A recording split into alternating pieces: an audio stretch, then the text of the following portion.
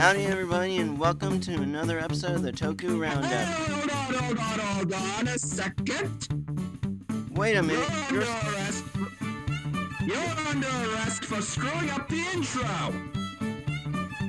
I plead guilty. Oh, wait there, DL.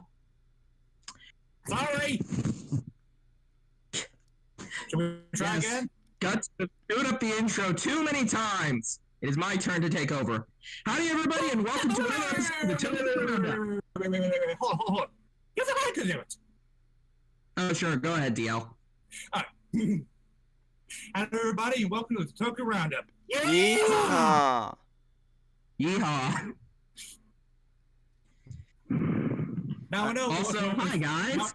I'm still on vacation, but I'm here for the intro because, yeah. Yes, our radiant writer decided to take break from his vacation to join us for a quick segment. Yes, because Guts does not do the intro right. I know I'm the problem. But I am not. Oh my god. But I am not. Sure you know.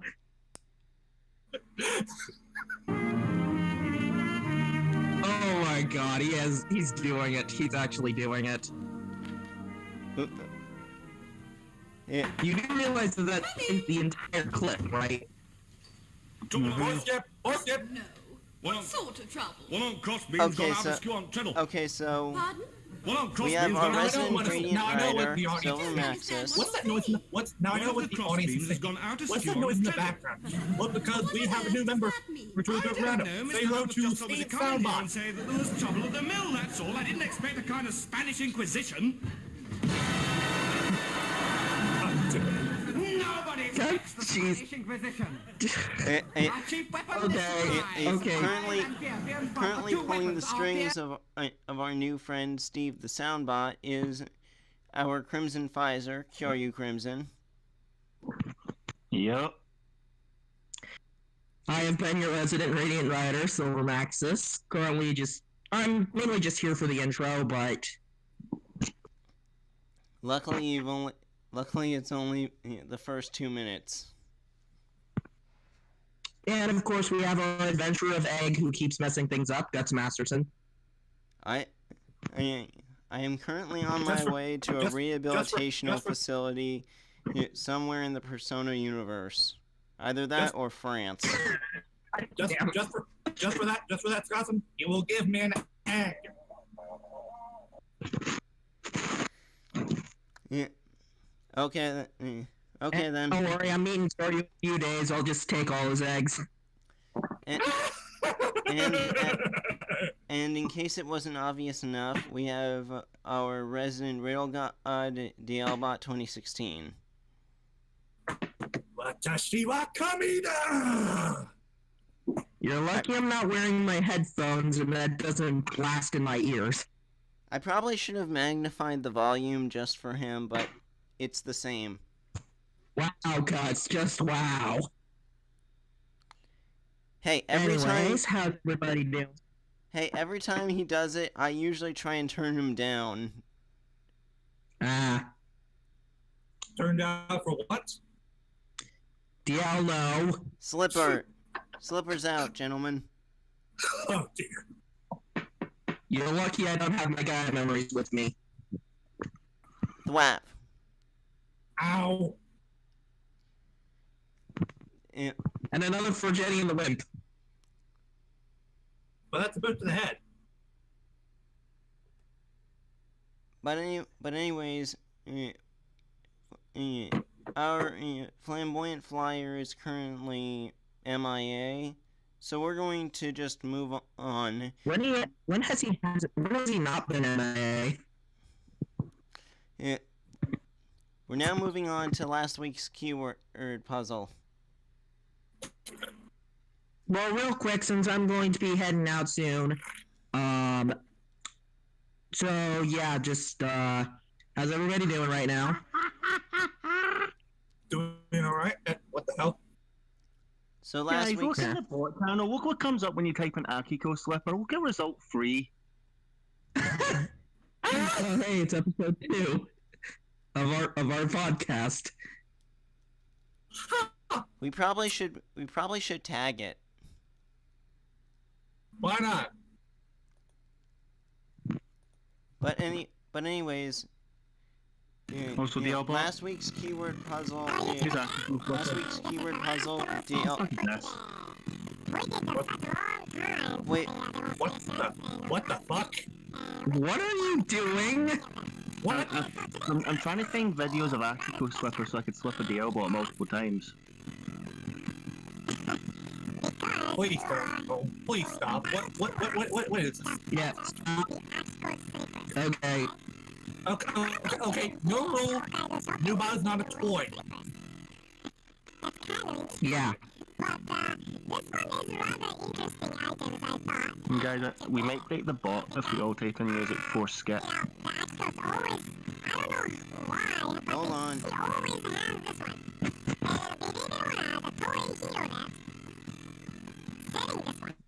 I know the solution. Oh, No. now it's working.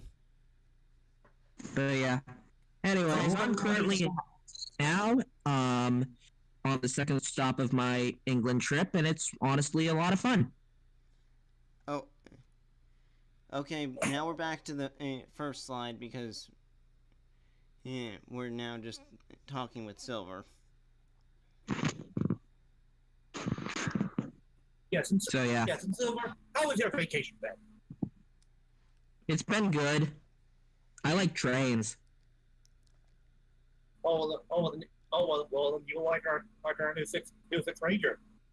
Those were specialty. Yeah, I'm pretty sure Oh, Silver. it's spoil. I haven't watched the episodes yet.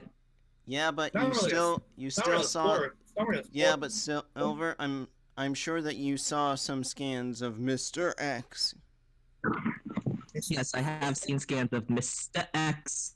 and his mecha of trains. I like trains. Somebody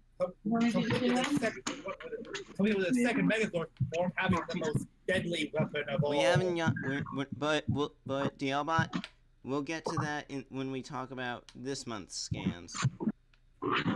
Anyways, guys, I should probably get going. So, yep, this has been your resident Radiant Rider, Silver Maxis, saying peace out, stay awesome, and stand up, za, vangado. And I will see you on Wednesday, Joey.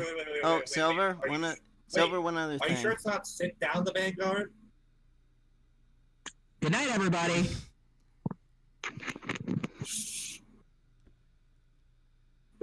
Professionalism. We're swimming in it. So now let's talk about last week's keyword puzzle. Which drove me to faking insanity. Yeah, because nobody came close to guessing. Like, not even close. Only one person even guessed the right category. And last week's keyword answer was. When you go over the keywords from last week, Oh, keywords were. I already revealed the. I already have the image on screen. Yeah, you're getting ahead of yourself. Keywords were integrity, parasite, and destruction. The answer? Scotland, what is the answer? Chaos Header from Ultraman Cosmos. No relation to Master Header from Ghost Ager. Yeah, no relation to Ghost Ager. So basically, to explain Chaos Header, he was a being made to provide justice to the universe, but took it into his own hands by thinking, my perfect form of justice is eradicating life on planets. Oh, so he's Ultron.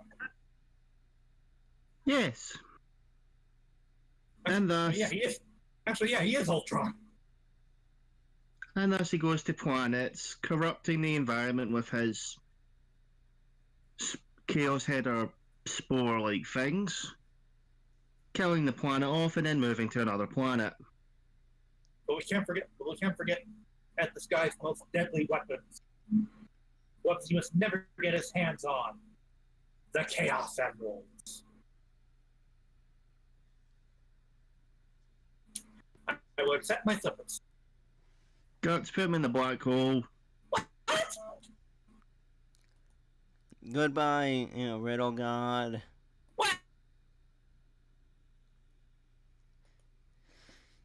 So then... What can no play make the Scotsman a dull man? So, Kyoryu, anything else we can say about Chaos Header? I mean... Not really. I mean, all he really does is corrupt monsters, cosmos. Either saves them or kills them.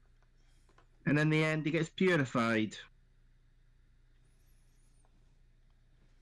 Okay, then. And Bring now, DLBot back. and now that we're done with that, I'm bringing DLBot back.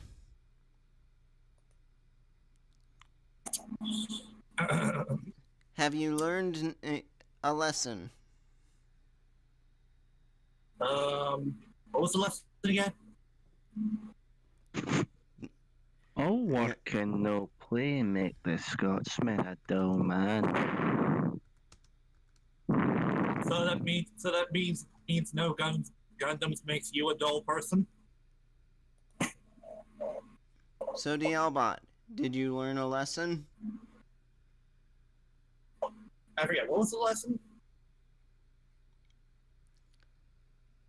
And we ran out of budget for one. Just say you learned your lesson. I have learned my lesson. Now then, We can time now. for the news roundup. News roundup. Wait, where they go, okay. Today.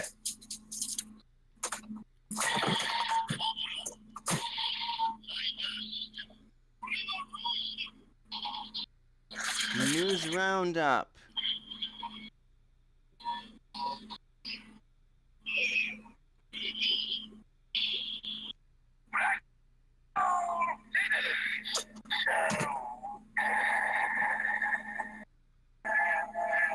Yeah, and now for our first bit of news.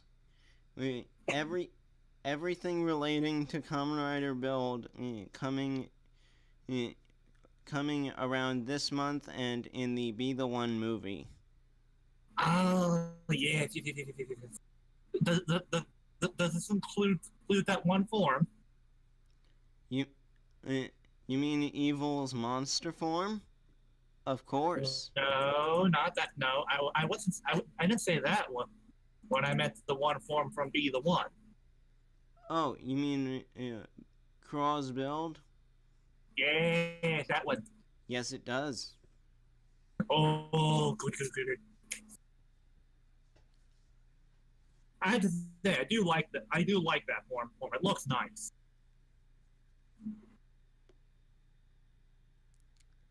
So, so then, where better to begin than with the beginning? Yeah. In the beginning, there was Waluigi. Hashtag brain scratch for the win. So, this month's Televi-kun gives us some details on Evil, such as his true form. And I honestly think the true is a little loose. Yeah. Evolt, you've got Frieza syndrome. What is your final form? No. He doesn't have Frieza syndrome. If he had Frieza syndrome, his final form would be all gold. Oh, I know. We do not talk about that. Why not? I'm talking about Frieza syndrome as in, the This is my final form. No, this is my final form. No, this is my final form. Semantics. Also, but Sento is literally Goku. He let Evolt power up to this form, so yeah, Sento is basically Goku. Basically, we'll talk about Goku later on in this show. Does he mean Kakarot? So with this true form, as it turns out that Evolt wasn't just an omnicidal cosmic horror. He was actually devouring planets. Wait. Horror? What does that do with Goro? DLBot, you're taking the words out of my sentences and using them to build jokes that come from interrupting me. Alright. Yeah, but I have a D6 here. That's one counter. When you get to 6, you're in the black hole. Basically, Evil is not an omnicidal maniac. He's actually devouring planets in the solar system and is going to recreate the universe in his own image. So he's went from being a good villain to being a generic villain. Exactly. So he's become Sephiroth. Exactly. Oh, you had a good plan. Take over the Earth. Now you're just going, I'm going to take villain plan number 1, destroy the entire universe and make it my own image. Okay, let's be ready. The plan is cliche. Let's just see how Evolve does it. Evolve succeeded in being a pretty damn entertaining villain, so let's give him the benefit of the doubt, okay? I have a response to this, but Steve is just being slow. Guts, considering how many people are probably using it at the moment, I'm not surprised. Yeah, it should. In the meantime, while we wait for Steve to give the response, we're also apparently going to get a new toy and a new Smash. A brand new toy. Yes, we're getting new toys. It is the Blizzard Knuckle. Is that what it's called? Blizzard Knuckle. Yes, and we're thinking, oh wow, is this gonna get Ryuga new form based ice? No, this is our Dr. Mighty Double X for this series. It does not harm AIDS Justice to Ricky and a new finisher, which is lame. DLBot. I just had an idea. Yeah, what is it, Scoffin? Once the Blizzard Knuckle makes his debut, take every single scene with it, every time it punches, put a Mr. Freeze ice pun. Yes! Okay, that makes it better now. Hey, Vort, what killed the dinosaurs? The Ice Age! We also get a costume. You know what Ryuga? You want to know what Ryuga says when he arrives with the Blizzard Knuckle? You want to know what he says?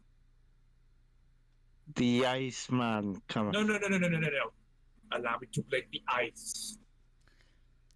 We're also getting a new monster in the form of Misora, who's going to turn into the CD Lost Smash. Oh boy. They've all hit the meantime button. Finished.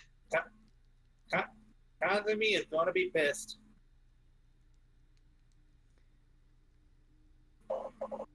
Hashtag praise the father's son.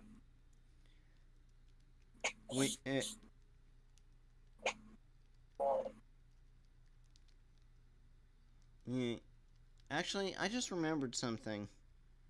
What? Isn't Misora supposed to have a Martian queen protecting her? Yeah, that's a good point. What happened to the Garnage? She did say she had moments left. She did say she had little left, but remember what happened to Bernardi's voice actress. Oh, that's right. Yeah. Oh yeah, she said that she went. She had to go get treatment.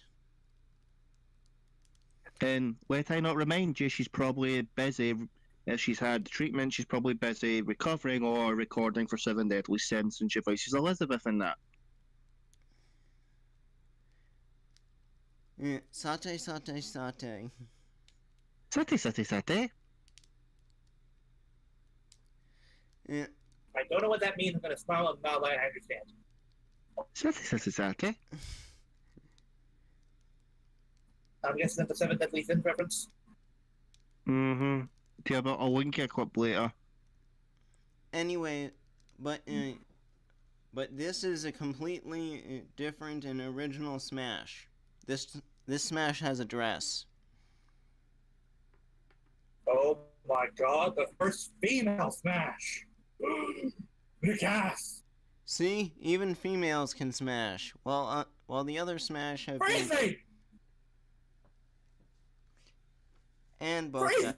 Jesus, Guts! and both DLBot, considering Kazmi's probably going to go up to this Smash and go, "Hey, Misora, you can finally smash me." Oh! That's it. We're going to the black hole.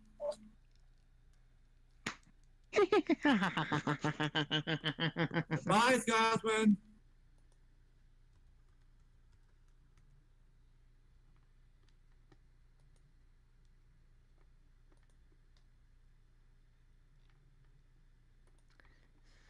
Yeah. Apparently, Misora is also going to get her own body pillow. I'm pretty sure Kazumi has already ordered 12.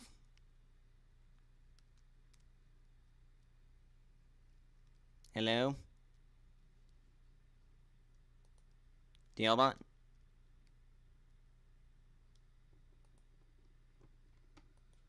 DLBot, I can't hear you.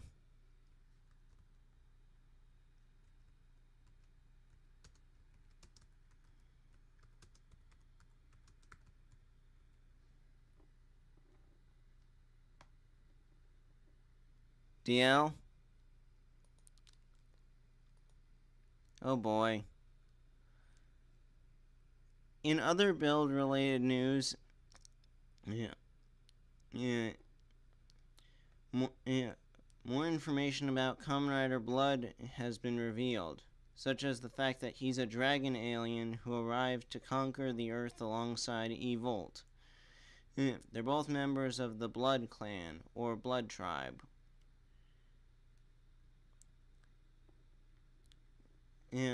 He transforms with the Build Driver, the Great Cross Dragon, the Cobra Lost Bottle, and the Hazard Trigger. The film is coming August 14th, and we will wait.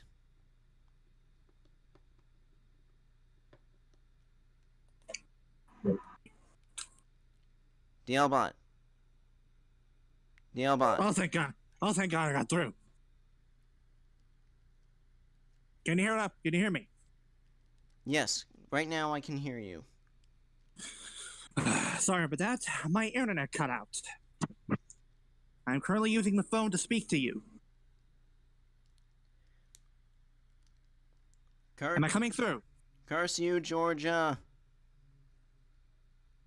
No. Curse you, Comcast, because this has been happening for a while now. Oh yeah, we can always blame Comcast. Oh, not a Comcast! Comcast is one of the greatest evils known to man, alongside Toy.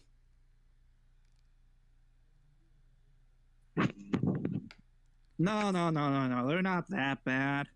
The only crime they have is trying to steal Fox from Disney. Back off, assholes! I want my complete Marvel MCU, damn it!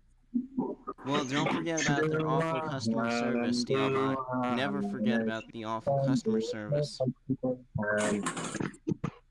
Fair point. But hey, I can't all completely hate them. They provide me with the internet, so yeah. Now, Scotsman, shut up. Never. Anyways, now we're gonna move on. Now we're gonna move on to the Loop Hat news. Okay. Yes. Here, now we get to talk about Mr. X. Not just Mr. X, but we also get. Don't mind my little sister. Hello! Tell me now. Have to live with it. Not just Mr. X, but we also get some stuff relating to the Lupin Ranger, Pot's Ranger film, as well as some pictures of Jackpot Striker, or at least.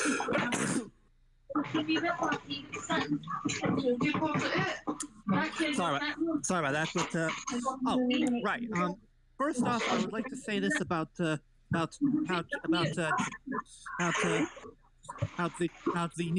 movie exclusive Megazord.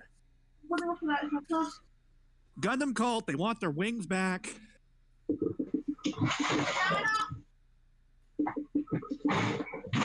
Did you hear what I said? I heard you. Gundam called they want their wings back. And Gao Gaigar called and wants its crown back. No. You see, no. That's not it. You see, Scots, what's really the deal is that Jackpot Striker stole that crown from Starscream. Cutting this.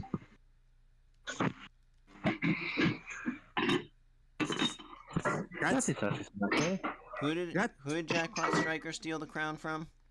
Starscream. Oh yeah, that's better. So you could say this is bad comedy.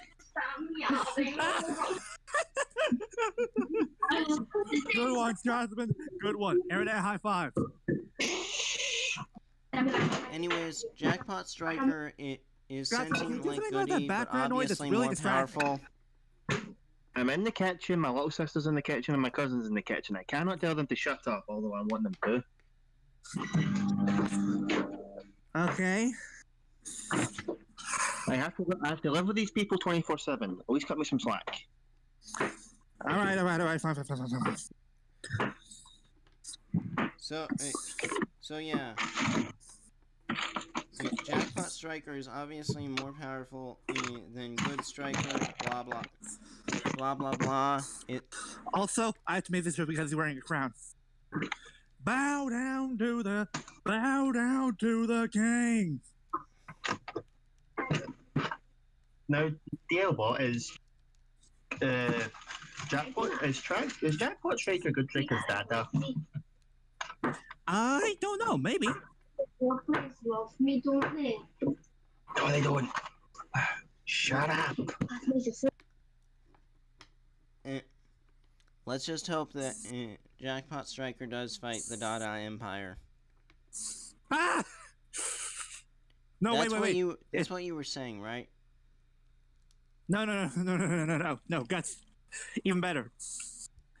Let's hope that Jackpot Striker is Good Striker's Dada. Oh.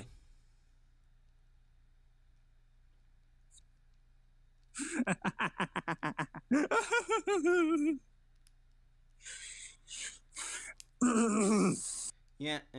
Wait. How many examples of father issues do we have in Loop Hat so far? Too many. No, wait. Actually, we don't have any examples of father issues in Loop Hat. Oh, and Loop Hat. I thought you meant Toku. Yeah, we don't really have that yet. Give it time. Yet. Knock on wood. I'm still gonna knock on steel. I'll knock on desk. I was knocking on my refrigerator as it passed by, but yeah, Mr. Joseph, Mr. X. We have a look at his mechs. The X-Emperor, I believe it is. Yes? Yes, the ex-Emperor. And while the Because like Wait. Lupin, Wait. Hold on. So would you say that, hey, that if someone empered, it would throw off his groove? Boo. Come on, that was clever. Okay, I'll give it to you, but okay, and like our favorite double agent, or triple agent, or quintuple agent. Who knows? Yeah.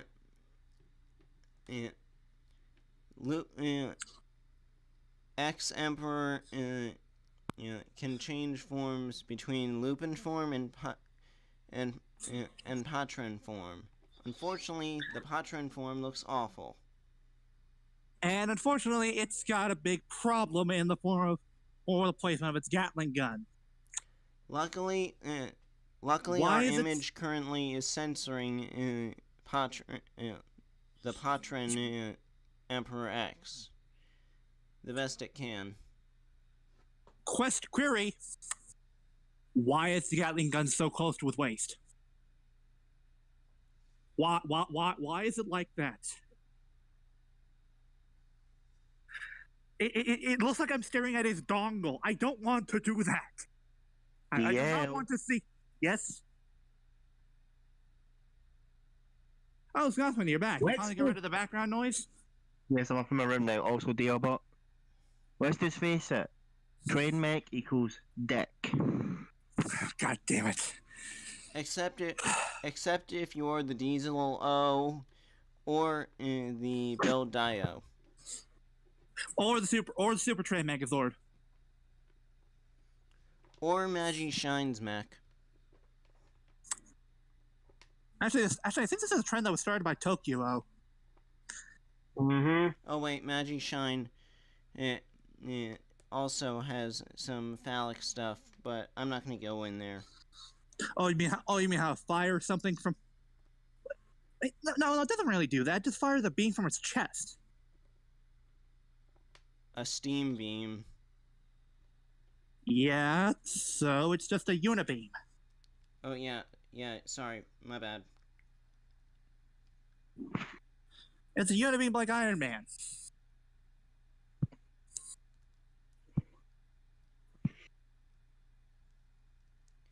So anyways, it's pretty obvious that X Emperor is going to be formed from all the train mechs that we've currently seen. Mm-hmm. Yes. The I believe it was lightning and fire. It was. Yeah. Yes. Okay. Good. I will say, Yeah. of the two forms, I do like Silver's better. The helmet looks good, and I like the asymmetrical design with the Gatling gun for a shoulder. Unfortunately, Gold is worse with the busier head and just weirder. Yeah, Gold looks a little bit chunky, like he needs to hit the gym.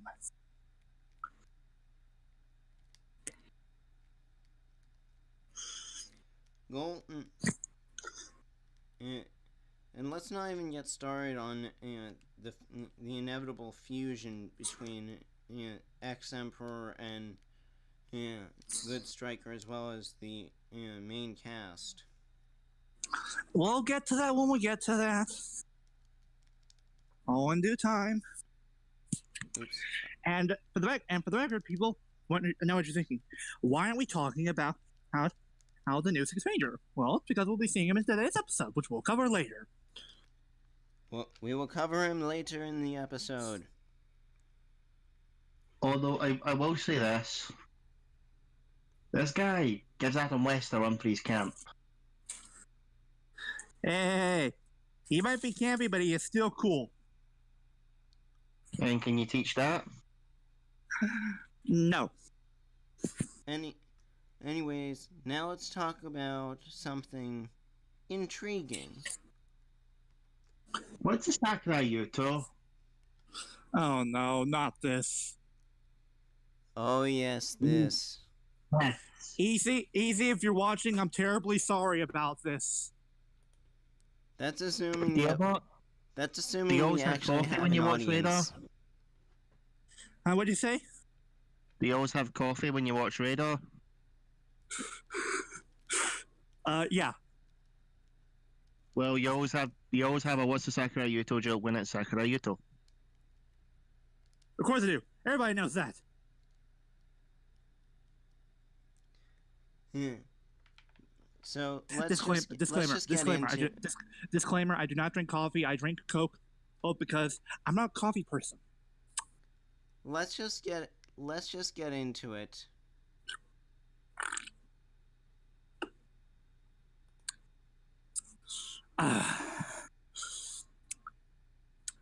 Not it.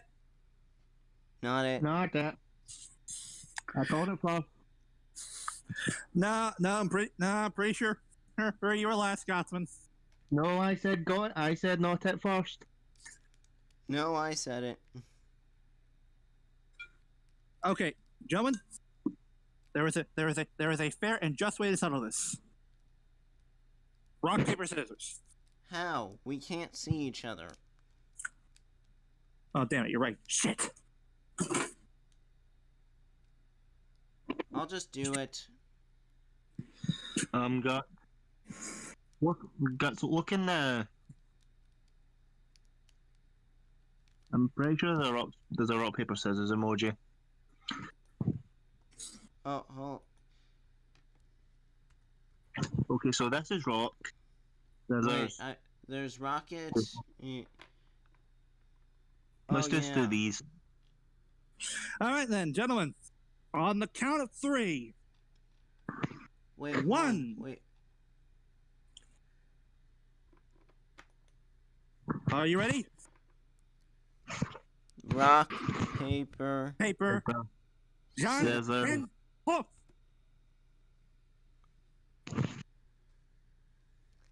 I win. That means I'm covering it. Yes. Okay. Sorry, guys. This will hurt you a lot more than it'll hurt us. Okay. Yuichi Nakamura, the actor who played nobody in particular on Kamen Rider Den-O. What's a Sakurai Yuto? Who's Sakurai Yuto? Exactly. I don't recall the guy. Who's Kamen Rider Zeronos? Who's Deneb? Anyways, the actor recently announced a calendar for 2019. The theme of the calendar are energetic and colorful photos. The calendar contains photos of him smiling, wearing a white suit, 80s style clothing. Yeah. White suit, 80s style clothing, and a picture. And a photo of him cross-dressing in a seashell bra, blonde wig, and mermaid tail. That is disturbing beyond all belief. The guys, unfortunately, the internet's down.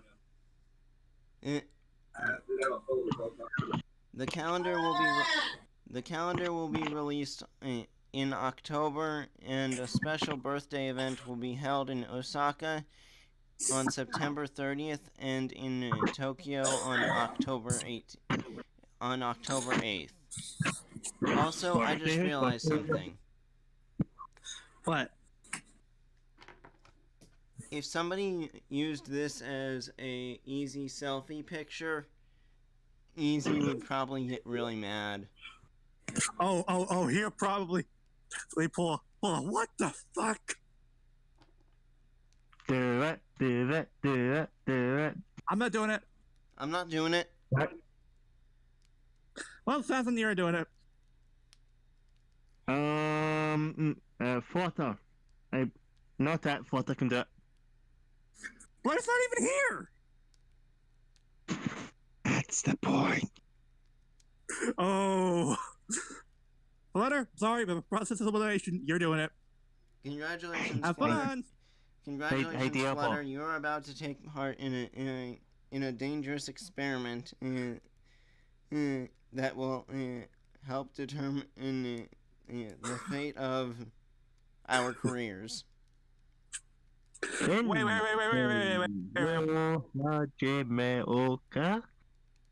Hold on. You say wait, hold on. Why would you say hey that Guts? What are we, the Mads? Maybe.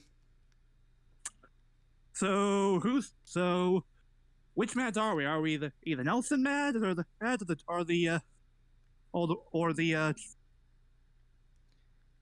you're the Joel Mads? I think we're currently the Nelson Mads. Oh, I want to be the Joel Mads.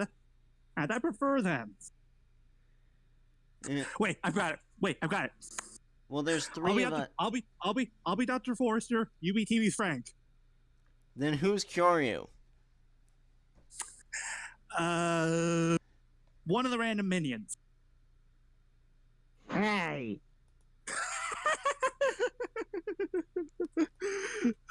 Well, we could also go. DLBot, you just said I was a minion, right?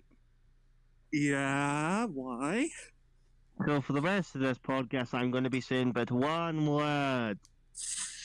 Oh dear. Banana. Oh dear. Oh no. No, I take it. Banana? no, wait. Banana? No, I'm changing our fate so that way instead of the Joel Mad, we are the Heston Mads What? from the newer series on Netflix. Oh, those. I haven't seen that yet. Felicia Day is wonderful. Of course. What Felicia Days? Hey, so she's been in Dr. Horrible's sing-along blog. That's awesome. And she Hey, also has Patton Oswalt on her side. But we're getting off track. Banana papoy? Papoy? Oh, that bad of a Scotsman. Slap. Papoy. Hey, let's talk about interviews. Let's talk about the review. Scotsman, we will keep. Let's talk about interviews.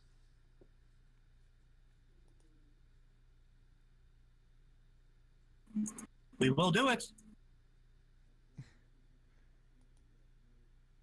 Let's talk about interviews.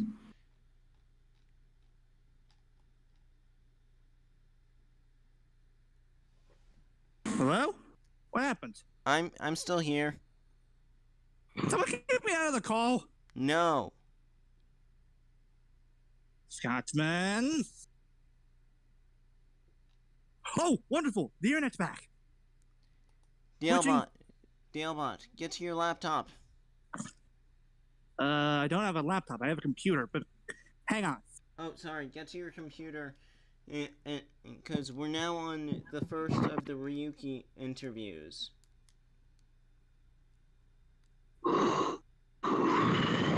And we're talking about the second Batman of Toku.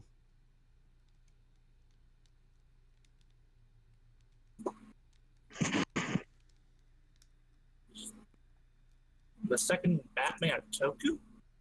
Yeah, because there was a Batman back in the original Kamen Rider, and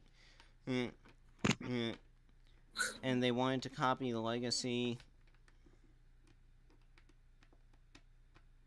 Oh.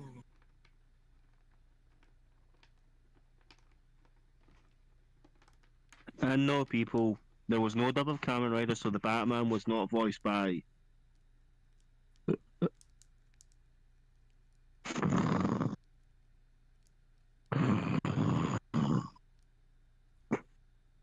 What happened? What happened? We're still here. Oh, sorry, I fell asleep there. Did somebody talk? Yes. Was I talking? Yes, you were. Oh god, he got out. Who got out? I apologise, but let's just say I have a few problems with my head. So My Let's ju- internet hates me. let's just go over let's just go over the first of the interviews. Right. Which actually, have we talked about the fact that we have more details revealed on the CSMV buckle? That's Oh, well. that's later in the show. All right. Also, yes, I am back on the phone because the internet cut out again. Okay, so first thing that was talked about in these these first set of interviews to celebrate the release of the CSMV buckle, the actors for Shinji Kido and Ren Akiyama answered various questions relating to the series. Yes, and are you actually showing a picture of the two actors on the slide right now? Yes, I am. And for the record, yes, people, that is Shinji Kido. That is Shinji Kido. Oh, what the hell happened to him? And he looks proper and like an actual man and not a wussy anymore. 10 years will do one hell of a difference. But then there's the I still feel actor. that. Wait a minute. Yeah, but it's been But more then than there's the 10 years actor since. for we Ren, moved. who looks so elegant. Okay, sorry. You were saying, Sasson? It's been more than 10 years since Ryuki. How many years has it been? 15. Oh, right, 15. Yes. Wait, 15. What does that have to do with the Kamen Rider? I will accept my slippers. Thwap. Ow! I've Ow! I've got too much of a headache to deal with this chaos. Good night. Wait, what? No! Wait! Did he leave? No, he's still in the call, but I think he's just going to sleep or something. What? No, Scotsman, don't do it. We need you. No! Scotsman, please don't go. Scotsman, speak to us.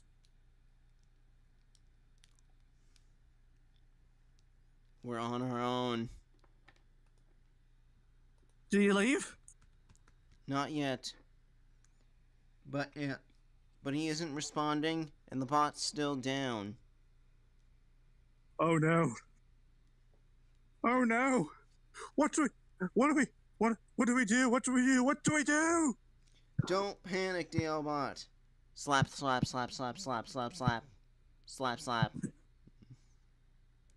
Ow! We go on as normal. Okay, the first thing We can't do this with only two podcasters. we make do. We need a third person. Yeah, okay. Yeah. DLBot, we have to continue the news. That's send out the call for the reserve members. Send out the call for Kurakage. Hey X. Hey What? Say. Wait, Time Master. wait, Kyoryu message. Kyoryu messaged me. What do you say?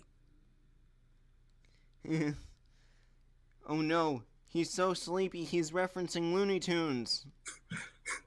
What? Be quiet. I'm hunting DLBot. Yay. But wait, how can you hunt? There's only one of me. Yeah, you're a rare species. How am I a rare species if there's only one of me? That's how rarity works. So what? Am I like a shiny legendary or something? Yes. Okay, first of all, I'm flattered. Secondly, I am not somebody to be catched. You hear me, Scotsman? Scotsman, don't give us a... Let's go with that again. We were panicking because we only had two people. DLBot, but in all seriousness, I've got a headache rivaling that of Rita Repulsa. Take some Tylenol or something. We don't have that stuff over here. We need to let Kyoryu go and just continue. No, we can't do that. We have to. I don't want you to get. I don't want you to go. Yeah, but use your Schwartz. I can't. I lost the ring. The ring is bogus. I got it from a Cracker Jack box. Spaceballs for the win. I can stay till we get. I probably will be disappearing at times to get water because it seems to be the thing that calms down the headache. Okay. Gotcha. Okay, so the first thing that was discussed in the interview was how Ryuki and Knight found their transformation poses. Oh, interesting. Do tell. Okay. That's not fun. Takamasa Suga is Shinji Kido in this case, and Satoshi Matsuda is Ren Akiyama. Got it? Everybody got that? Good. Okay. Suga. Ryuki seems to have the pose of Kamen Rider Ichigo, while Knight has the pose of Kamen Rider Nigo. I feel like that's what Matsuda. That's what I was told first. The pose that is taught to us by the action director Takeshi Miyazaki. Suga. The transformation poses themselves are simple. Matsuda. When the riders of Ryuki transform, there is no significant transformation scene. It was a feeling of transforming with the flow of the drama. Suga. In the final stage, there were some scenes when Shinji transformed, but found it harder to keep fighting against the other riders. Matsuda. There was tension in transformation scenes at time. Asakura, as we all know as our beloved snake guy, was fighting every day, transforming and entering the mirror world. Un momento. Yes. What was that? Next in this article, it talks about times when Kamen Rider Ryuki's filming schedule overlapped, which it did. Oh. Also, I will say this: I didn't realize until now how the poses for Ryuki he were copied from Ichigo and Nigo. I never realized that until now. I thought you dropped something on your head. Angry Scotsman. Okay, I'll read. Hashtag Angry Scotsman is bad, Scotsman. Okay, I'm not angry. I'm just fucking scared. My sister. What? Scotsman, are you okay? All these squares seem to be making a fucking circle. Oh God! I'll grab the LSD. Okay, I don't know what was in those cookies Derek gave us when we were at his bit, but whew. Okay, so back to when Kamen Rider Ryuki's filming schedule overlapped. Right. First, need to wake up Scotsman. What? Wake up! I'm not sleeping. What the fuck was in those cookies? Scotsman, with you, it's hard to tell if you're joking or if you're serious. So anyways, DLBot, to make things DLBot, can you see Discord? Guts, my phone is low on power currently, and I have no way to charge it, so I have to use the phone. Oh, and I'm currently on on low battery mode, which means I have to preserve power as much as possible. Okay, then. So basically, there were times where the filming schedule overlapped. Yes, Guts, Here, I see. here's an example from Matsuda. At at that time, I was filming the movie and TV show at the same time. I couldn't even get home at the end of the day. Sometimes I played on TV. I played on the TV show in the morning, then the movie version in the afternoon. Then at night I recorded the TV show again, and then the next morning I had to resume at 7 a.m. Jesus Christ, that must have been torture. It gets Uh, it gets even more brutal. Oh, was that Jesus, for how? was that for a snake? Suga, I didn't have time to go home, so I would get a hotel near the shooting area. Matsuda, even if you stayed at a hotel, it's a waste of time because you still have to go back to the shooting area. I went to sleep in the bus. If I slept in a hotel room, I might get up late, but it only affected me. Matsuda then laughs. That's why I called. Says Suga. Matsuda says it was hard then because we didn't feel like getting up when they called for us.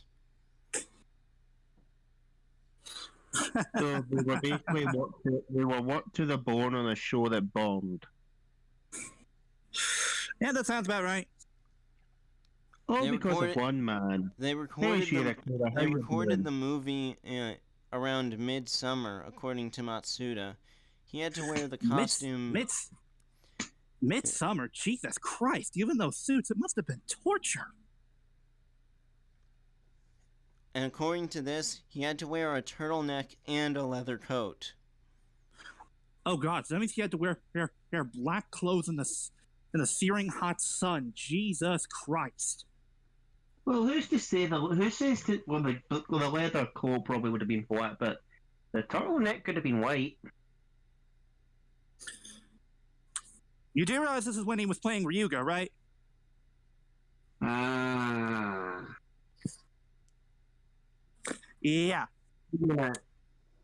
Are we talking about Reiki or build here? We're still on the Ryuki stuff, Yes. and we So we're talking about bad Ryuga, not I'm all fired up Ryuga.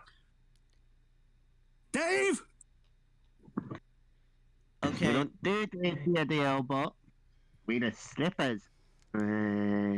Okay, so in Fine. Double flipper. Flap.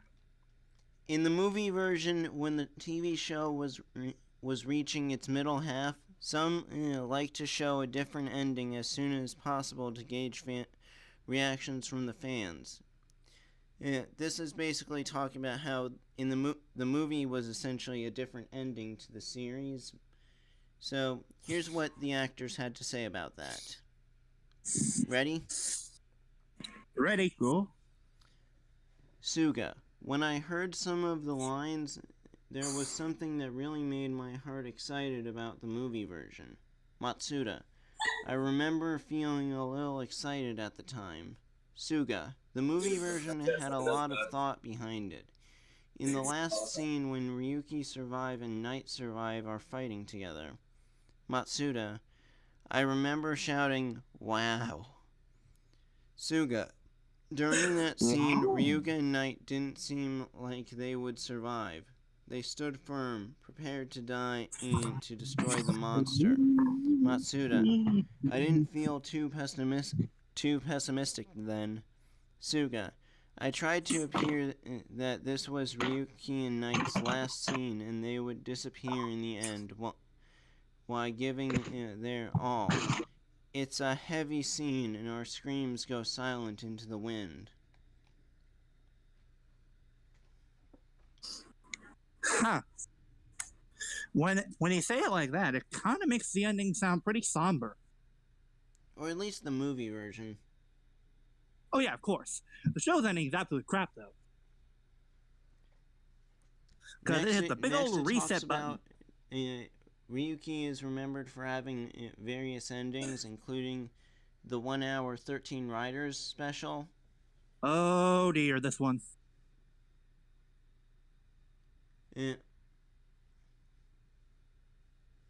Suga. It was decided it would be decided by phone calls. Matsuda. I was thinking it should be selecting by pressing the D-pad button on your remote control. Matsuda then laughs. Suga. That's what I want to do now. But during Ryuki's broadcast, it was very rare. Matsuda. So in other words, they wanted you to hit your D button to decide the ending. Phrasing. Well, we do. Well, considering what the D button was used in the previous Sentai, and how Sentai essentially bribed people to watch, let's just say that at least they gave people the option to vote. True. Unfortunately, it was the stupid hit ending that won. Next, it says, Ryuki was able to make Heisei Riders popular, and Kuga and Agito helped increase that. Do you have any memories that made you realize how popular it still is? I don't know if I should read this one. I'm sorry. Ryuki is still popular? Yeah, that's bullshit. Well, I know Ryuki has its fans, but I know for a fact that most of the reactions from Ryuki was backlash. Well, Wait, really popular? Who told you that? Well, who told you that? Well, guys, I don't know. How much do we really know about the Kamen Rider fans from 2002? Well, guts. Here's the thing. There is one bit of proof that we know for a fact that proves that Ryuki wasn't popular. You want to know why episode final was made? Why? Declining ratings. They wanted to make the ending because they knew for a fact there was a possibility the show would get canned before it could finish.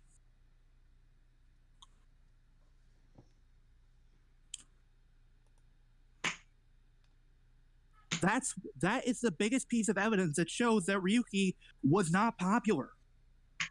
It might be a little bit popular now back then, but I know for a fact that back in the day, Ryuki was not well liked. Well, it still somehow created the Heisei Kamen Riders, and we wouldn't have. Yes. Oh. And we wouldn't have any of our stuff without Ryuki just being there. This I will give Ryuki credit for one thing, because it was an example that showed what happens when you do everything wrong with the Heisei series. Characters that aren't very likable, idiotic protagonists, selfish reasons for doing these things, and overall just dismissiveness of the very name the Kamen Rider stands for.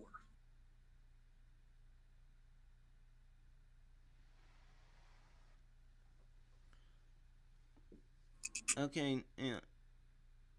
Honestly, if you ask me, I think there's one reason why Ryuki has gotten popular popular now back then.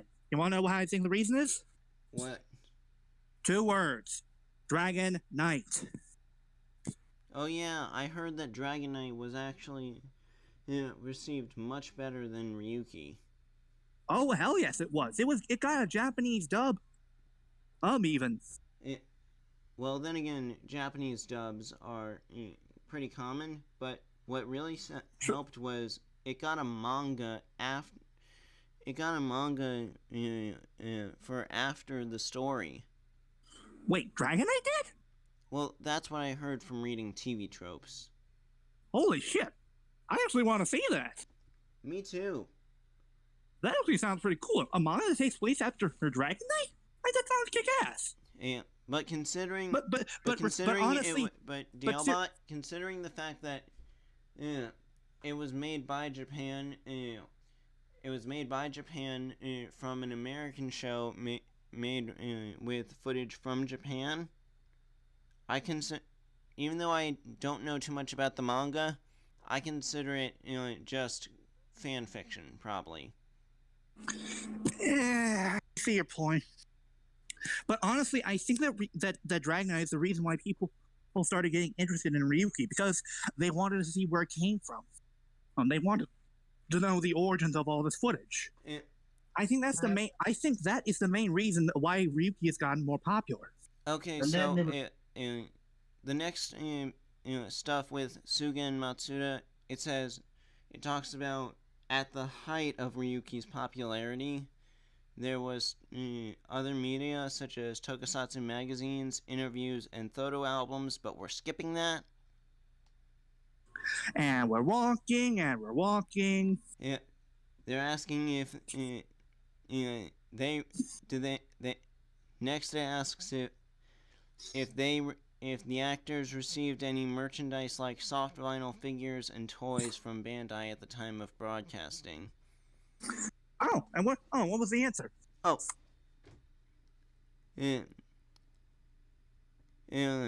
Matsuda said he got a lot of things. So he kept sending them to his parents' house. And it basically says Matsuda got stuff, but he sent it away. Suga wants a figure, and then they say with how toys are made now, things are a lot better than back then, and Suga wants to have all 13 riders. To borrow a quote from Mezagog, very collectible. Perfect Yeah, joke. but that was fucking scary. Also, looks like the internet might be back, so stand by. Anyway, Yeah, but that was fucking scary, what that Mesagog impression. Or wait, hold on. Better joke. Standing by. Dale, can you hear me? I think he can. He's just... Oh, wait. Where'd he go?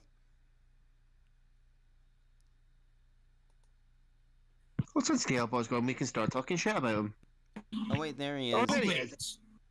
Anyways, final thing from this interview page before we move on to another interview page. If the opportunity comes for the two actors to play Hero again, the interviewer asks what work would they want to appear in. Guys, you still there? Yeah, I'm still here. Okay, so Suga says in Ryuki, an important theme of the show was the blurred line between justice and evil. That is why there is an interest in the work. The hero is a special tokusatsu hero, but you want to see why the heroes appear in this work.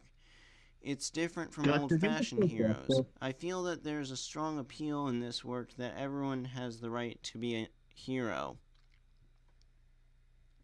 Resisting urge to make Pokemon joke.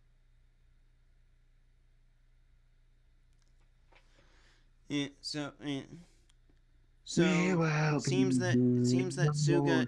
No, It seems none of that that. there is still potential for Ryuki's actor to be a heroic actor. But I don't think he could come back to Kamen Rider safely. Yeah, but at least that was from Diamond and Pearl, one of the better seasons.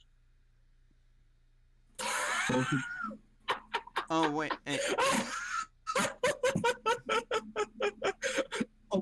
Oh, wait. You were serious. Let me laugh even harder. Oh wait, hold on. Steve's Oh, back. We're gonna play Diamond and Pearl, mate. Eh, eh, I'm sorry.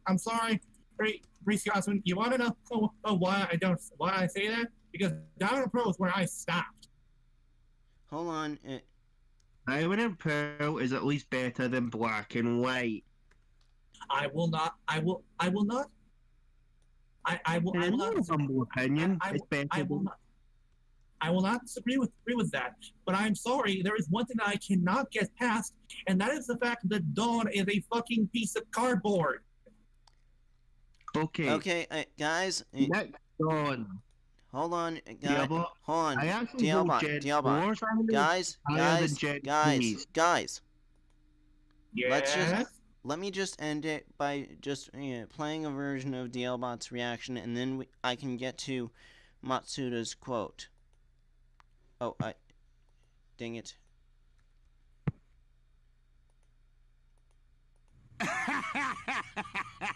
Oh, wait, you serious? Let me laugh even harder. Thank you, guys. You're welcome. Now then, here's what Matsuda says about playing Hero again. Yeah, I think it's because Ryuki still has a high reputation from fans today. Based on the terrorist attacks in the United States, 9/11, that happened in 2001, the producer Shinichiro Shirakura, the devil. That's not part of the interview, that was just me. Repeat that. Oh, because of the 9/11 terrorist attacks, Shirakura wondered what would happen if people with different values decided to what justice was becoming a Kamen Rider. I'm sorry if that sounded weird. That's how it was written. I am not sorry. I am not sorry. Oh, good. Oh, good.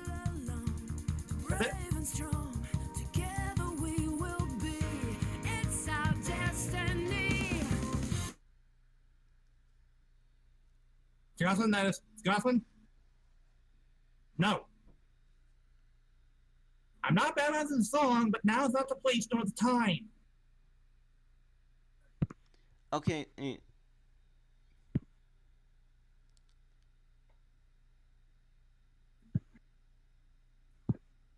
Okay, let me try reading the sentence again. Shirakura, based on the terrorist attacks from 9/11, Shirakura wondered what would happen if people with different values decided to what justice, in quotes, was becoming a Kamen Rider. You're serious? I mean, Guts, we all know what justice in a Kamen Rider looks like. Hi, Kronos, how you doing? Kyoryu, don't play anything yet. Aww. No, Scotsman, you're getting too button happy with the bot. Stop it. Yeah. But What did I say before? The bot's not a toy. But the point is, but breaking away for a minute from the interview, this was according to Matsuda, this was a thought by Shirakura to find out what. Of course it was. What? If it was a bad decision, it's either Shirakura or somebody related to him. Kyoryu, I'll copy the sentence and you can try and decipher its meaning. Guts, it's pretty simple. Based on the terrorist attacks in the United States... Oh, sorry, I just deleted it. I'll put it back. Shirakura wondered what happened. So, let me get this straight.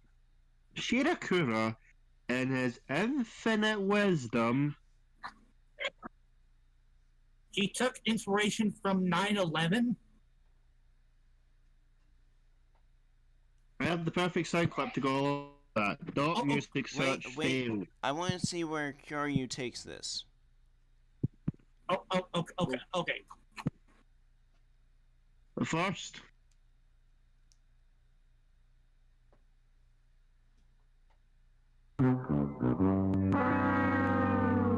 Okay, let me see if I understand this right. Shirakura took inspiration from Ryuki from 9/11.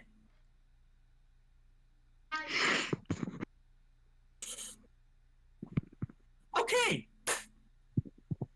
I have a few words to say about this. Gentlemen, may I have the floor? No, can you take the floor after the last interview thing? Fine. We've still got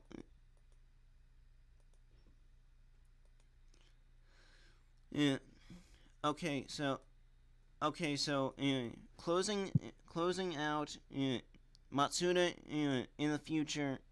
Matsuda says, in the future, either as a hero or not, I want to participate in works with solid themes which focus on the drama between characters. So basically, Satoshi Matsuda probably should come back to Kamen Rider. yes, also Shirakura. Stupid!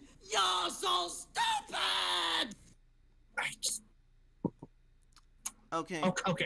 Okay. When we're done with the interviews, I have a few words to speak. Okay. Time for the Here comes the next interview. With all four of with all four of the main riders. Oh yeah, that's right. Cause Older showed up. Okay, so You know, honestly, one thing I want to ask them about in an interview is what was it like doing the hyper battle video? okay. You want to know the reason why I asked that?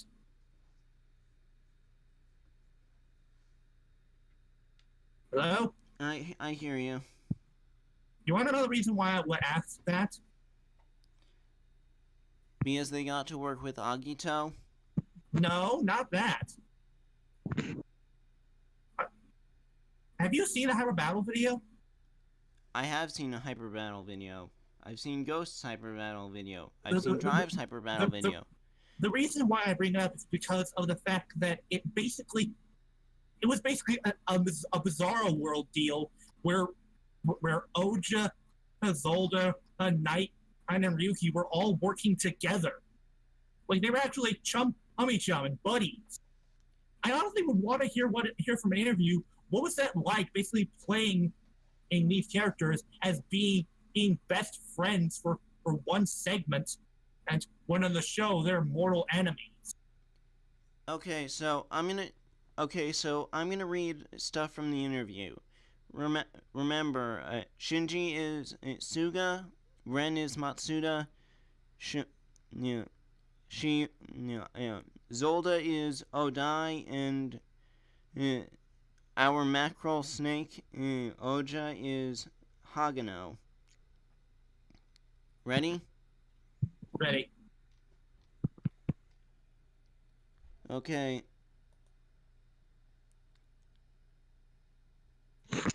Okay, so first they talk about the CSM Ryuki. First they talk about the CSM V buckle and drag visor.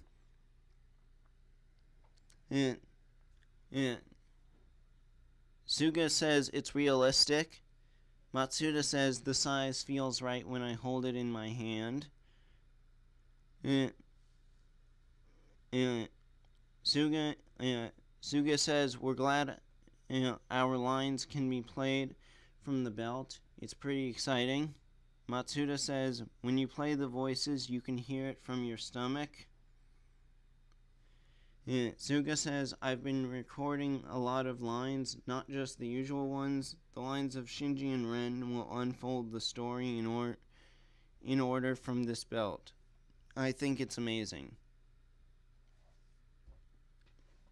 In this product, Kamen Rider Abyss and Ryuki's blank card deck, as well as the decks from the other 13 riders, are included. When the card deck is loaded and you press a button, dialogue from that rider is played. And this asks what were the actors impressed by?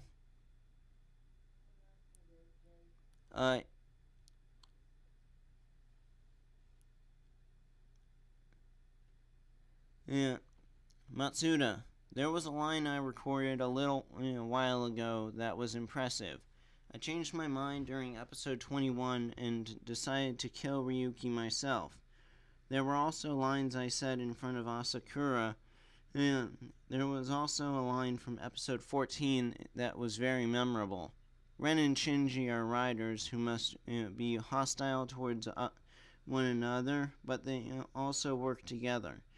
There is another line from episode final, which was released in the summer. I said to Yui,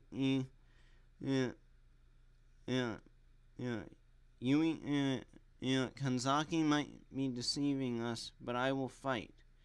Episode final was filmed during the TV show during a time of high tension where I had to be strong. Are you guys still there?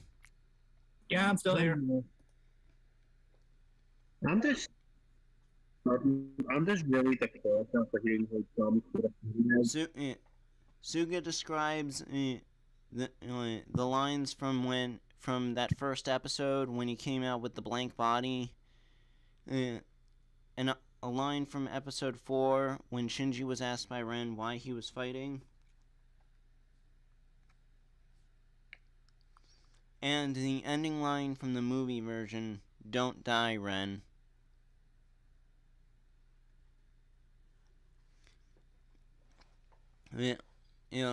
Matsuda says, I remember saying don't worry about the debt. And Suga says, Shinji became a rider by chance and is a complete amateur. He's left an impression.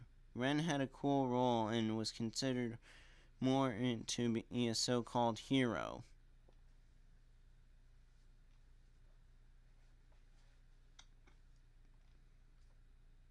You know what? I'm just gonna jump ahead because a lot of this is just Suga and Matsuda talking about the lines they recorded. Suga and Matsuda talking about the lines they recorded for the V buckle and some of their favorite lines and stuff. Okay? Everyone got that? Good. But I'll end with Suga and Matsuda's message on Kamen Rider Ryuki fans who buy the CSM V buckle. All 50 of you in the United States. On Suga, on shooting sites now, the staff and actors would say they watched Ryuki as children. More and more people talk to me because of how much they loved Ryuki. I hope those people continue to love Ryuki. I think it would be wonderful if future generations also enjoyed it. Everyone, please enjoy Kamen Rider Ryuki with this product. Matsuda. Now, I wonder if he was to ever have an interview with an American, if he ever came over here to a convention, would everybody in the room suddenly go, what's the Ryuki? Only if it was coordinated. Mm-hmm. Now, here's Matsuda's line. I think it's amazing that 16 years have passed since Ryuki aired. It's now possible to put out a considerable amount of goods just for adults. I was able to realize the power of the Kamen Rider series and the popularity of Ryuki. This could only be made thanks to the passion of the people who support Ryuki. There are not enough words of gratitude. Thank you. So even if Ryuki isn't the most popular series, the actors are still really good sports. It's still better than Ghost. Agreed. I'm not sure. I honestly doubt if anybody is going to pick up a CSM Ghost driver. Dog, what you're basically buying is a lump of plastic. Oh, wait a minute, that's every single camera I told you ever. Hey-oh!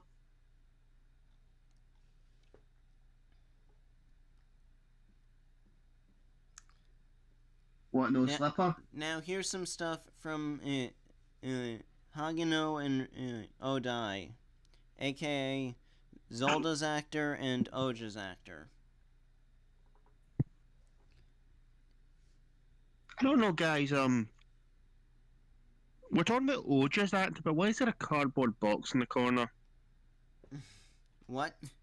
I got it! I got it! Is that a Change Beyond reference? No! No. Snake? Snake? Snake! Oh, I get it. Yeah. They say about the release of the V-Buckle as the 20th release of the CSM series. Hagino, I guess it's a more realistic belt than what was used when we were filming. Odai, there is a realistic feeling that doesn't change the size of the belt. I was thrilled to see the precision of detail. Hagino, I mean, this is better than the Pro. Whoa! What were they working with back then? Sticks and straws? I would Who assume. knows? I've heard that the Toku props are actually quite breakable. Oh. Oh, I like breakable. I don't remember where I've heard it. Probably from Ferbus. But anyways, Hagano says, if you use this as a room decoration, I think you'll get great satisfaction if you wear it. When these products are released, I want you to come to the autograph event. I'll sign the back of the belt. So basically, we could. You could, if you go to an autograph event for the CSM V-Buckle, you could get Oja's John Hancock.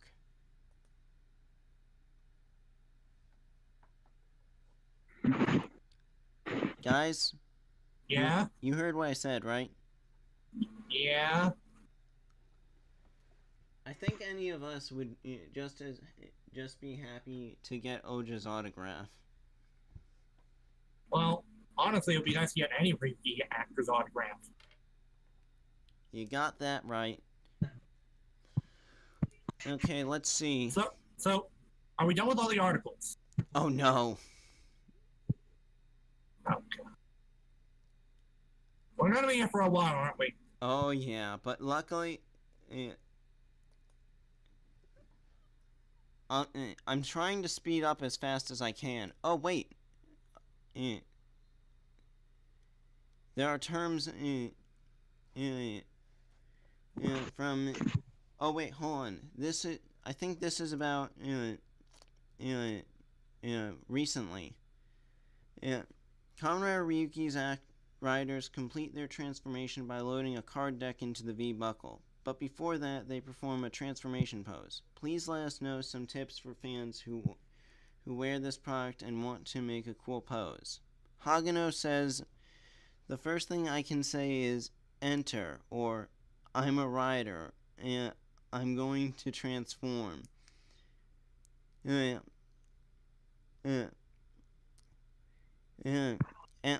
now he talks about the time he appeared in Brave Survived the Beast Riders.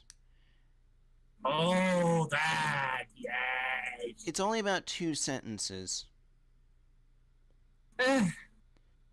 What, that he's sick of cake? Hagano, okay, back to Hagano talking. I felt so embarrassed. It's hard to transform easily if you're not used to it. Please pose with confidence, then you might be able to do a good transformation. Easier said than done. Yeah. And here's what Odai says. It's not possible to transform all in one scene like in Ryuki. Transform it from the front with a series of actions that load the deck into the buckle. Even in the series, there were different cuts that were combined for the transformation. The only one who transformed all in one take was Kamen Rider Verde in the 13 Rider special. Odai then laughs. I want you to try it. But then again, what's a Kamen Rider Verde?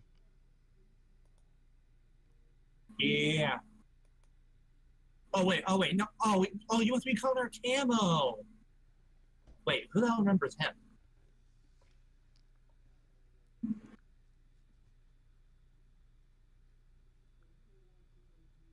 So. Okay. No? Okay. They talk about the toys. They talk about times where they said each other's lines. Skipping that. Here we go. Here's their final message. Finally, from the two of you, please give a message to the Kamen Rider Ryuki fans who buy this product. Hagano. After Ryuki ended, I have recorded the voice of Asakura in many toys and games. In this product, the voice during broadcasting was heard beforehand, so I tried to recreate my voice as close as possible. I was trying to stick to reproducing the voice from that time. The quality of this product is high, and so is the quality of the voices. There is no mistake to anyone questioning it. Thank you very much. Odai. I think that many people who buy this product miss Kamen Rider Ryuki. When I was recording these lines, I remembered those days fondly. It is a high-quality product considering the price. It's wonderful that people want to buy this and remember those days. By all means, please enjoy this product as a memento.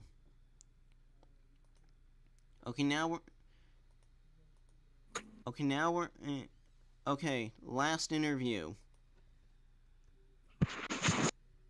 This one is just with Odai on his own, I think.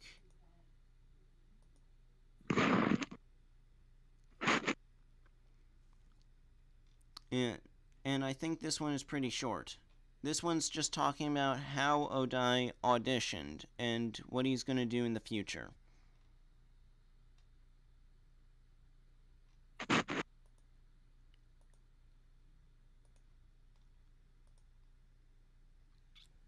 Yeah.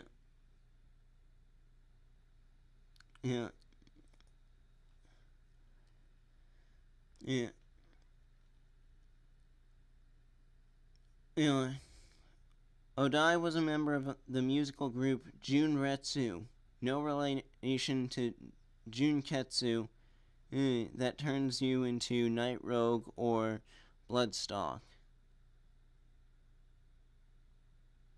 Guys? Yeah? I just tried making a joke. Can you repeat that? Ryohei Odai is a member of the musical group Junretsu, no relation to Junketsu, that will turn you into Bloodstock or Night Rogue. Oh dear gosh. It's Jolkins. Sorry, that was my bad. Yeah, it's alright, it's fine. Anyways, blah blah blah, he's getting married pretty soon. Here's the meat of it. Odai first considered auditioning for Kamen Rider Ryuki when he was preparing to go back home. After college, he worked as a model, which worked well for him since he was 190 centimeters tall. By the time he turned 30, he felt his career was beginning to slow down. Odai was moving back home and helping out the family business when he was looking over the role. He had no experience acting. The audition paperwork stated that they were seeking actors, but they had to be 29 and younger. Odai didn't finish reading the paperwork for a while, but ended up trying... Wait. Where did Scotsman go? Kyoryu. Oh, no, he's gone. DLBot, considering how quiet Kyoryu has been, I'll just keep going. Okay? Alright.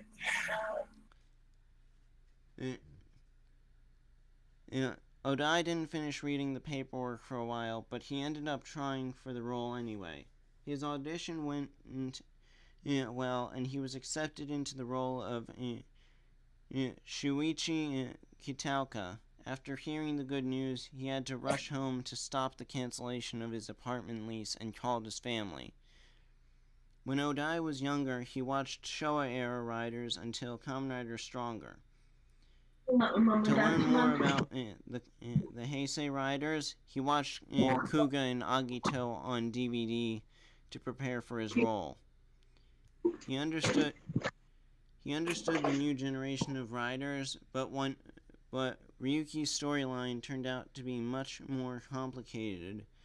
He had no idea how the storyline would turn out. Odai was impressed by the Kamen Rider helmet designs. What struck him the most was the eye design of Zolda. He had no eyes. The rider's unique round eyes were nowhere to be found. But then again, me and DLBot could gush about that for a long time. Hi, Kyoryu Crimson. What happened?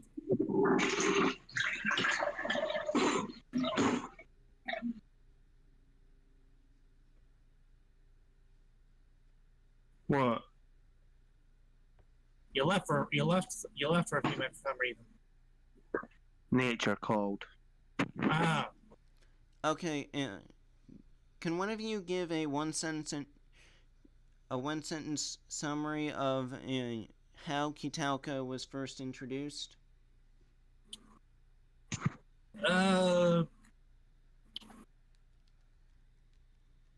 Lawyer who basically we tricked Shinji. Good. That's great. Because the article says Odai's character was arrogant and self-centered, and not the most upstanding. Yeah, that's the character. But then again, that's Kitaoka before he gets better. Odai felt puzzled as to why such a character would be in a children's program. He said Kitaoka was like an outsider, especially comparing to Shinji and Ren. He was not their friend or co-worker. Kitaoka was a rival and considered the two his opponents. Kitaoka's role then changed when Oja showed up.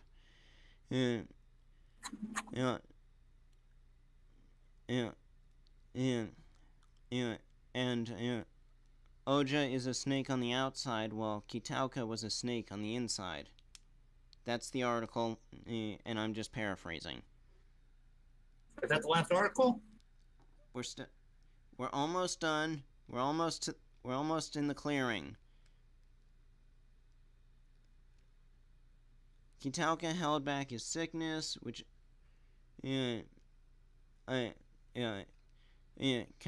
contrast between Kitaoka and Asakura. Talk about discussions about the contrast between Kitaoka and Asakura. Oh, here we go. Odai's character was only supposed to appear for half a year. His character became highly popular and managed to survive until the last episodes. Kitaoka finally gave in to his illness and passed away on his soda. Odai stated Zolda's attacks were Zolda's attacks were flashy, but he wasn't killed by one of the riders. The other riders didn't know that Hitauka passed away right before the final battle.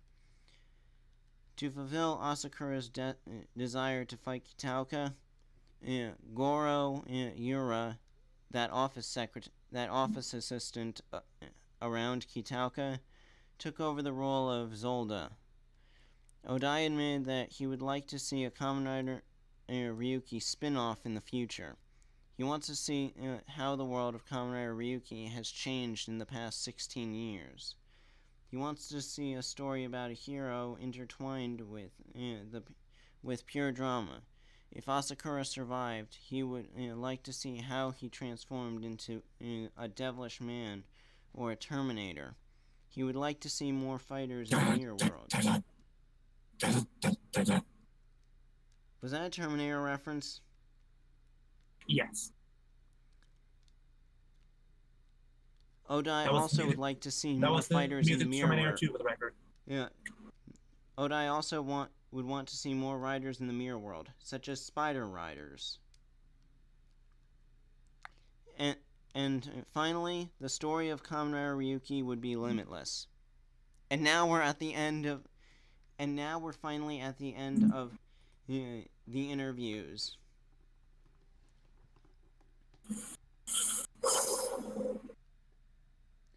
So you can rant. I'm gonna get some water. Alright. There exists within the planet Earth a fantastic lost world. In this inner world, elite warriors ride huge spiders and bravely fight against evil. When the wicked rise, the word goes out, calling all spider riders. Calling all spider riders. Scotsman, what have we told you? Gut said he wanted Spider Riders.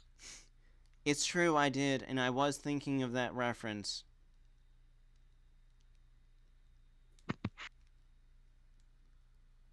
Yeah, what? Are you dissing Spider Riders? I've never seen Spider Riders. Okay. Now then, you promised me the floor. So sit down, shut up. Yeah, but we have to get the soapbox music. Yes. Make it so.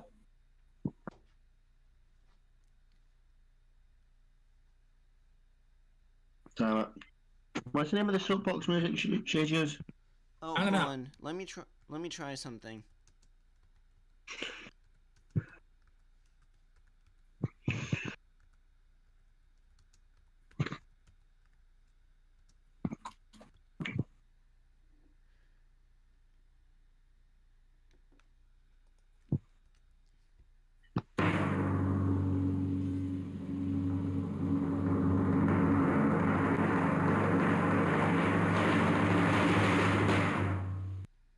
Go.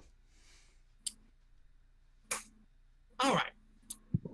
So let me see if I got this straight, Mr. Shirker.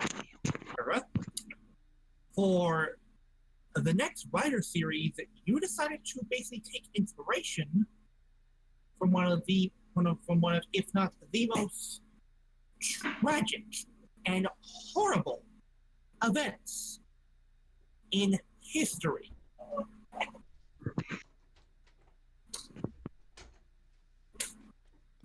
History that did not even take place in your side of this country. It took place in ours.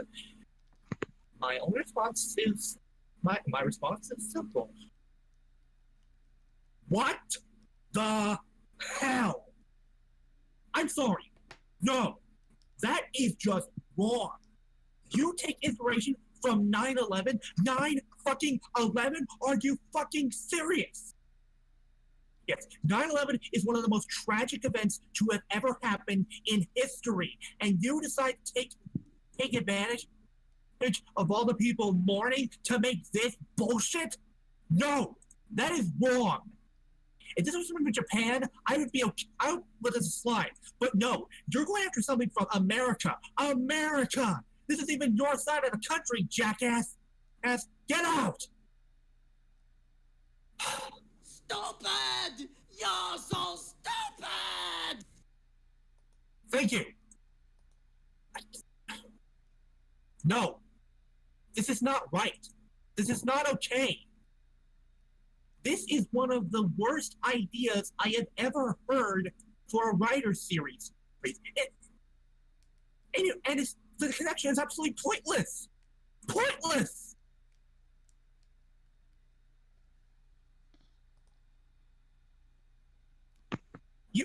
There is little to no connection between this and 9/11. And if there wasn't any connection, why would you even bother being inspired by it? That is a piss poor excuse for making this asinine bullshit. It absolutely disgraceful excuse for a writer series. This sickens me. It sickens me that part of one of my side of the country's most tragic events in history was used as inspiration for Ryuki. I am grateful. I am so grateful for the fact that Ryuki gave us Dragon Knight. But the fact that Shirakura took inspiration from 9/11 to give us the story is bullshit. It is absolute disgraceful, and I hate it even more for that. Fuck you, you corporate douchebag asshole. Thank you, ZM. Yeah. So Zeltrax, would you like the context? No. Let me explain. Okay. Here's the deal, Sam. Okay. The story for Ryuki. Do you want to know where Shirakura got the idea from? Some inspiration, because by then he wasn't a head producer, he was just a producer. Yeah. He got inspiration for the ideas for Ryuki from the people's reactions to 9/11. Wow. Yes! 9/11. How dare you? How dare you take advantage of people's reactions and to create this absolute piece of shit product? I know Ryuki has fans, and I respect them. I do. But I absolutely cannot respect the fact that Shirakura took inspiration from 9/11. 9/11! It is one of the most heartbreaking and tragic events in history. And you go in and use shit from that to make Ryuki? No! Bad, Shirakura! Bad! Go sit in the corner and think about what you've done along with Senshi X in the RBT Discord. When you eventually we are gone, no one will miss you. Nobody. You have no idea what makes Kamen Rider. You clearly had no idea of the consequences that this decision would make. Again, I know Ryuki has fans. I know that, and I respect them. I really do.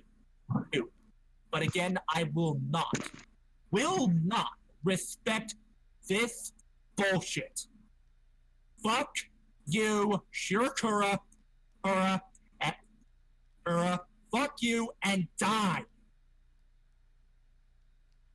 Yeah, and if I may also get on a soapbox for one little bit, fuck Once a Ranger.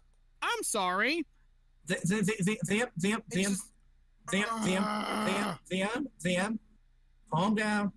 calm down. I think that's enough for now. You can go. Okay, later. I wish we could move on to a better topic, but now we have to talk about the X-Aid novel. Oh dear. Oh this. Kyoryu, I think me and DLBot's throats are too sore.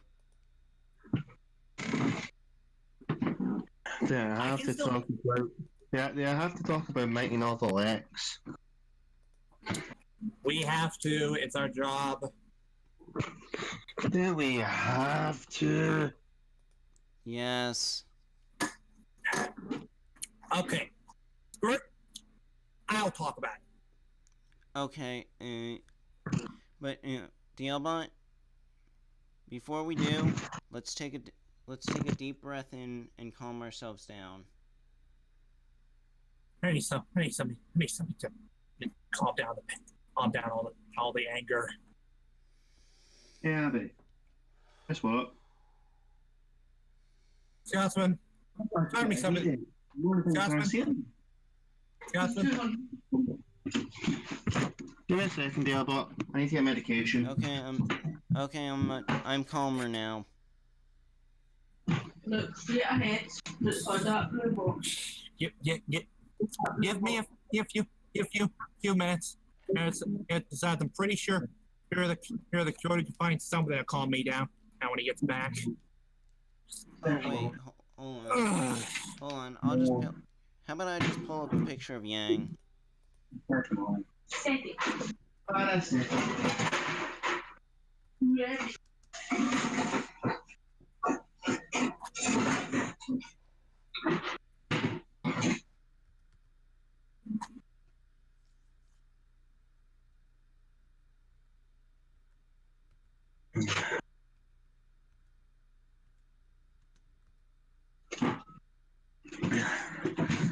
All right. Scotsman, are you back? Oh wait, here. Yes. Here. Will this work? No, that won't work. Scotsman, can you find me something to calm me down? I mean, I'm still pissed about the whole Ryuki 9/11 thing. Hold on. Let me see if there's a picture. Let me check.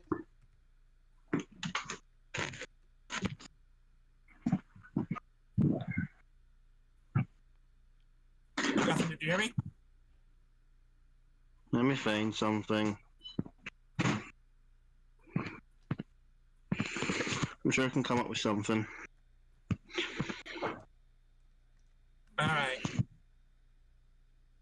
I'm sorry if I went on too long about that, but just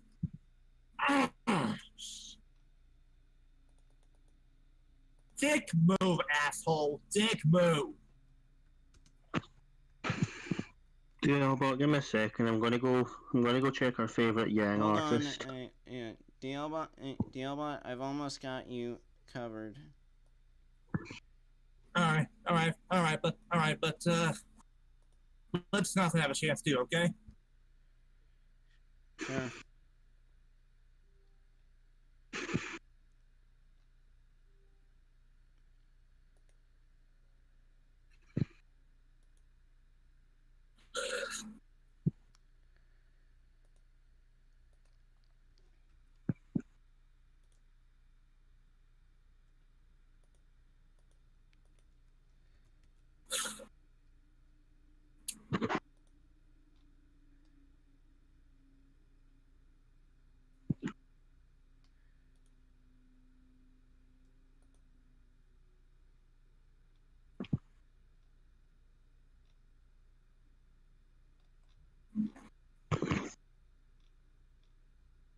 That do you, DLBot?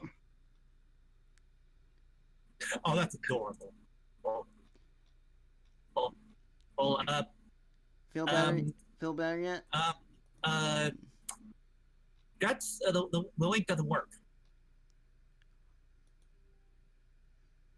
Hold on, let me try something. Hey, DLBot. Yeah. I'm tempted to make a joke because guess what I've just realised playing on my telly? What? Rocky.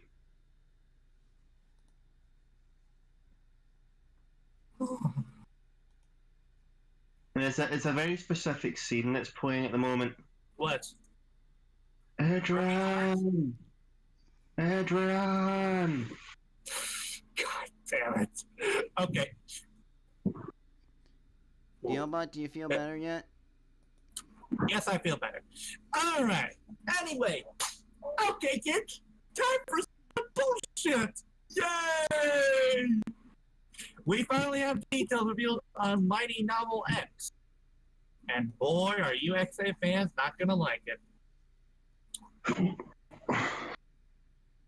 Yes, Gosman, we have to talk about this. We have no choice. Not the mama. So, apparently, the first gem in history was Emu's father, Shimizu Hojo, who was the true first person to be affected by the Butsu virus. No, it wasn't. No, it wasn't. And Dan Masamune, it was this guy. Along with that, apparently, when Kuroto hits 0 life, it triggers the birth of Dan Kuroto 2. If Kuroto 2 clears Mighty Novel X, he will be able to return to life, however, at the cost of Emus. Mighty X-Aid Novel Gamer Level X is a black and white version of X-Aid that has the same abilities as the world over the heaven. The novel ends with the game never ends and sets up a sequel. Oh, also, Emu's dad is evil and Poppy eats him. Wait a minute. What did you say about the book? The world over heaven? Oh. No! What? Matt doesn't. Matt! I play a Canafos 21 Zavado. Over catastrophe. Oh, dear Lord. Okay. Here. Okay, so let me see if I understand this. Dan Masamune was not the first person to be affected by the Butsu virus. Kuroto is still alive. Emu, who gains a repainted form for no damn reason. His father is evil. And probably defeats him. And oh shit, there might still be another sequel. In other news, and a baboon has somehow created a ham sandwich with nothing but its fur. Wait, what? Yeah, because DLBot, these are all things that shouldn't be happening. Agreed. I'm sorry. No. X8 needs to stop now. It's already reaching Chodeno levels of bad. It's a series that will not end. In fact, hang on. Let me get a clip.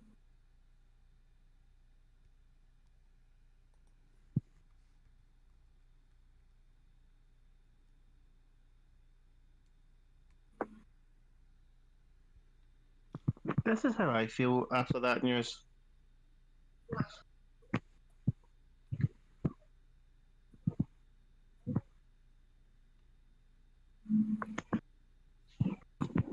How's your part now?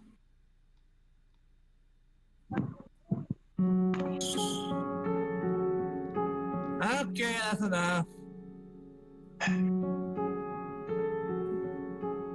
That's enough. Darkness, my old friend.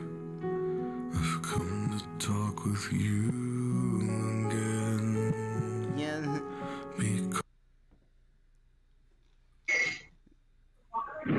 All right. But guys, what are your thoughts on this? Hold on. Let me get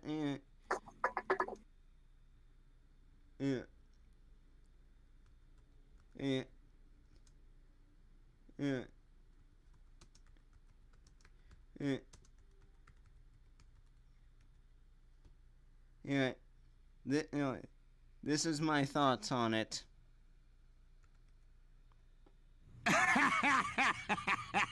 Oh, wait, you serious? Let me laugh even harder. Yeah, this is real. This is real.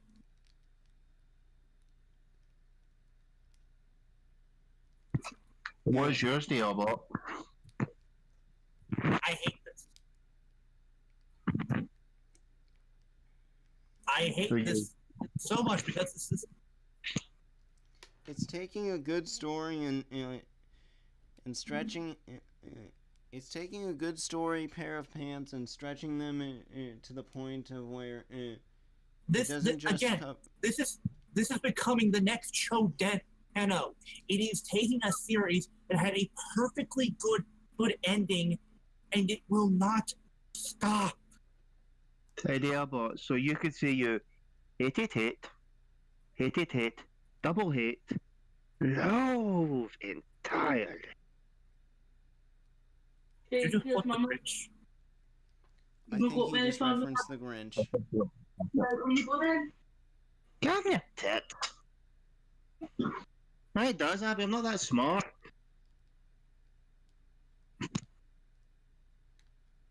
I just no,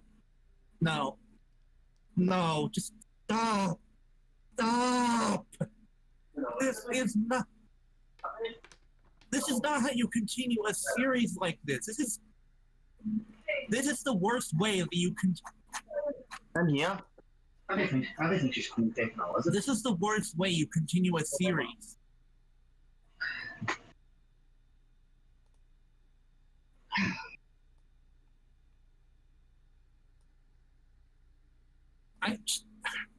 This novel and the other ending movies reeks of executive meddling. I'm convinced that's what happened here. The writer wanted to end this after the series and true ending, but Toei said no. XA's made us good money. We want to make more, or make more movies. Either you're fired. Please. I made it swap seats here if I've run out of phone. Actually, from what I've heard, Japan doesn't really fire people. It just moves. It just demotes them to uncomfortable positions. Let's catch up. Right. You get my point, guys. But yeah, at least. I'm sorry, but the only good thing this novel has going for it is one simple thing.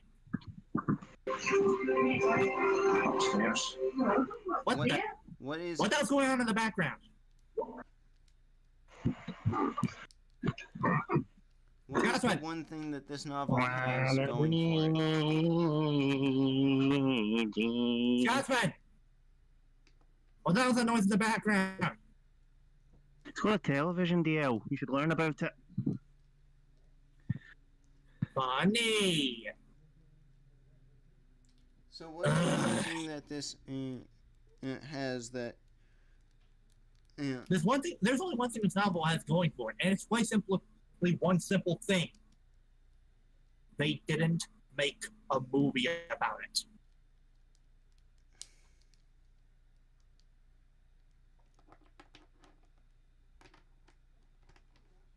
Yeah. This is essentially a novel, and I pray to God that it stays that way. This is awful. This is a horrible way to continue the X8 story. Honestly, I'm gonna say right now, if you like X8, just stop after the series. You're not missing out on anything. The only thing I recommend watching is True Ending and Parrot and Poppy. That's basically, it. Basically, the only X8 spin-off supplementary material that is needed is Brave Survive the Beast Riders and Paradox and Poppy. That's it. Don't stay for the after credits scene of Paradox and Poppy. Oh God. No, don't do that. You'll be scarred for life. Also, dear, could you say that Mighty Novel Double X is a novel concept? Movies, the Another Ending trilogy will come. Boo! Boo! And yes, TTR at the movies, Another Ending trilogy will come. It's just we're gonna wait till Silver comes back, and not only that, we're doing the movies one at a time. We're not marathoning them. Also, Scotsman, for that joke.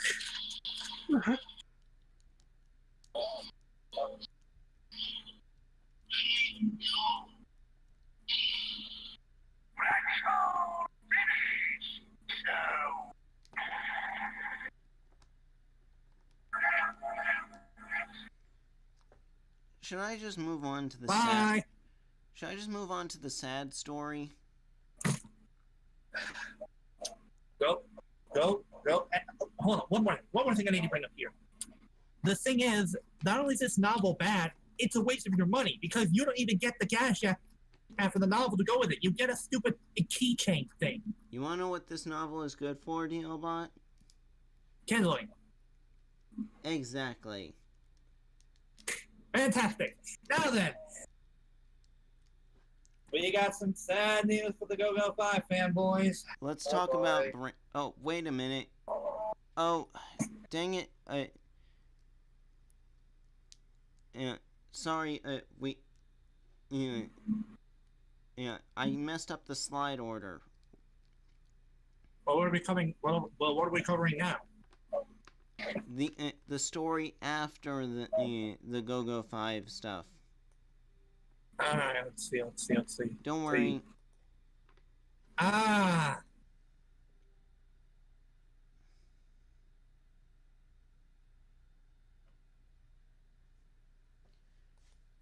Alright, Guts, you take this one. Oh boy. Okay, Okay, just give me a sec. I need to double check something. Okay. So, okay, so after this, we will get back to the Go-Go 5 one.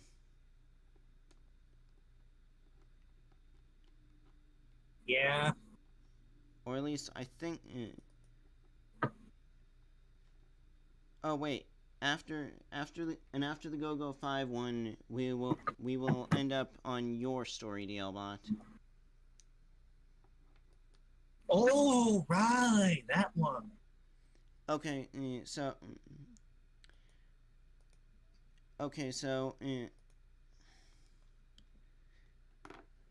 Who likes surveys? Sure. No, wait. Hang on. Let me get the sound effect.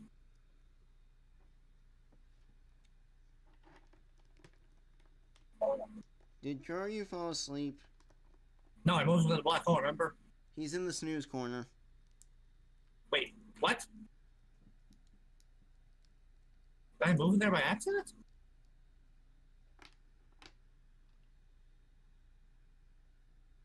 Moving him back. Scotsman! Kyoryu. Are you asleep? If he is, let's not bother him. No, we need to find out if he is asleep. Kyoryu! Are you asleep?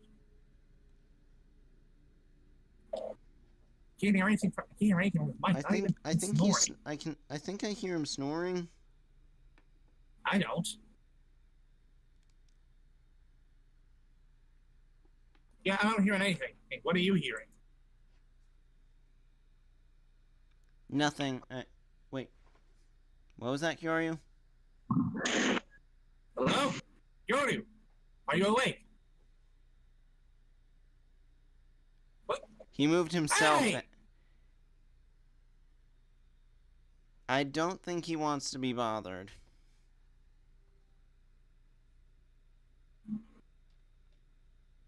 He moved himself back to the snooze corner. Unless it was Steve. It wasn't Steve. Scotsman? What the hell was that? The headaches got worse. Oh, crap. Back to the snooze corner. Guts, just... You guys talk. If I need to interject, I'll interject. It's just... Whenever I try and think too hard, the headache starts pulsating. Okay. Trap. Do we have it? Can we call in any of the reserve members?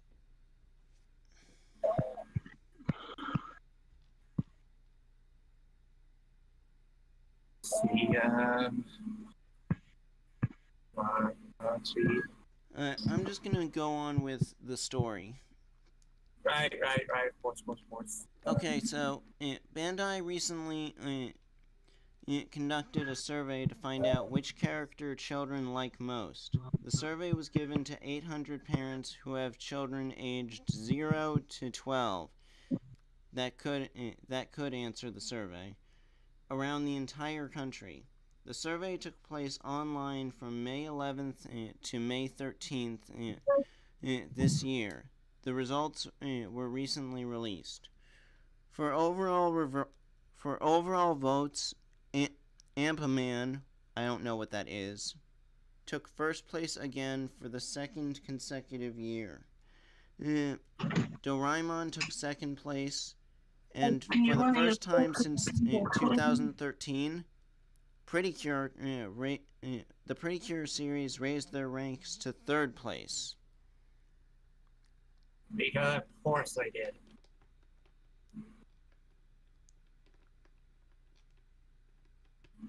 But don't worry, Kamen Rider took fourth place. Oh, that's we're in luck. What? Kurakage is one to jump in and help. I'll give him the temp podcaster role. Already done.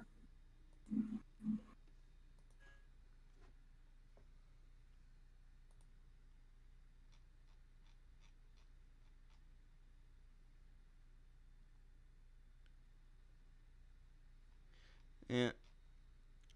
But back to the story. Yeah. Kamen Rider took fourth place, while Pretty Cure took third. There you go, ladies and gentlemen. Welcome our surprise special guest, Kurakage X. Hello. Girl. Yep, you got me. You there? I'm here. Excellent. Good. We need a third member. Unfortunately, Scott's having a headache, so he needs rest. So. Okay. All right, Kuro. Question: have you seen the latest loot pattern build? Yes or no? I have. Excellent. Fantastic. Good. Yeah. Okay then. Okay then. But although it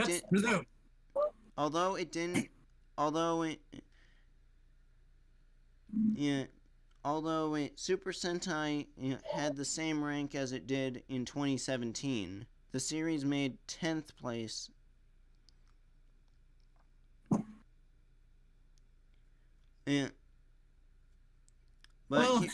But here's the thing. Bandai also categorized the votes by gender, which was around 400 votes each. For boys again, Ampaman took first place, Doraemon in second place, and Kamen Rider took third place. Really? I see. And for the girl, but that's on the boys' side. On the girls' side of the toy aisle, Pretty Cure took second place, but at the top of the list is the Disney princesses and Doraemon. Of course, Disney princesses. I'm happy you top them. The poll was then broken down into age groups. Ages 3 to 5 boys, Kamen Rider series ranked number 1. Ages 6 to 8, Kamen Rider series ranked number 2. Also, Kuro, link to the documents right there. Got it. Other popular series on the list were the Super Mario Brothers, Detective Conan, and One Piece. The survey then requested the average amount of money used to buy products of children's favorite characters. Wait. What was that one? What was that one before One Piece? Detective Conan. Conan, what is best in life? Crush your enemies. Not that Conan. In the limitation of the women. Not that Conan. I know. think he knows. I know. It was too easy to not make the joke. The average amount was 8,310 yen, and children ages 3 to 5 years old averaged the highest at 9,502 yen. The full results can be viewed on Bandai's website, or at least the Japan side. I see. So basically, Kamen Rider and Pretty Cure are popular. No shit. Of course. Anyways, now let's talk about something sad. Oh yeah. Kuro, are you aware of the news involving Go 5? Diamond. Go yellow. Incurable brain tumor. Yeah. Yep. I've heard. Yeah. Unfortunately, people Go Yellow Factory is on his last line because he's currently got an incurable brain tumor, and there's no way that they can operate because it's the location of the brain tumor is connected to the nerve system, meaning that if they do try and operate, it could lose control. It basically would mean he could lose all motor control permanently. He already can't move the right part of his arm. And on the occasion, the Go-Go 5 cast had a reunion. However, they said these words. It's not really a Go-Go 5 reunion because for one simple reason. It's not all 5 of us. This is very tragic.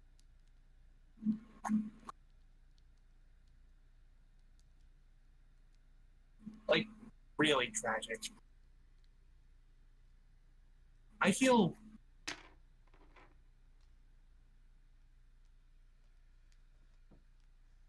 terrible about this because there's nothing that they can do. It essentially means that Go Yellow's actor is currently living on borrowed time. It's only a matter of time before this brain tumor does the deed and ends it. I am glad that the cast were nice enough to basically reunite in honor of this because that's how you know the cast were good friends. They're willing to basically stand by him even if it's only for one last time. From all of us here at the Toku Roundup, we give our condolences to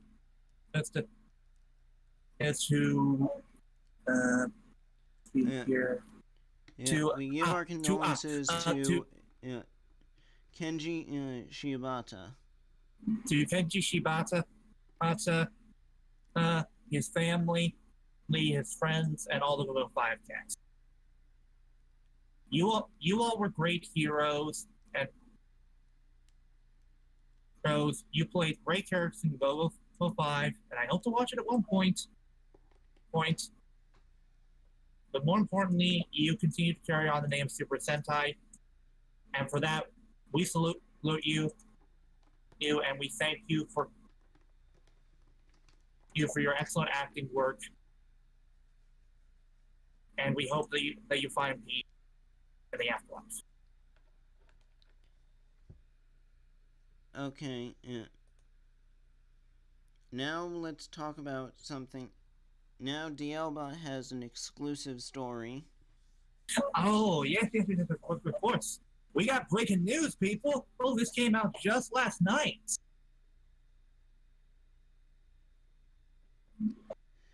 So Now- you want to talk about it? Yes, of course.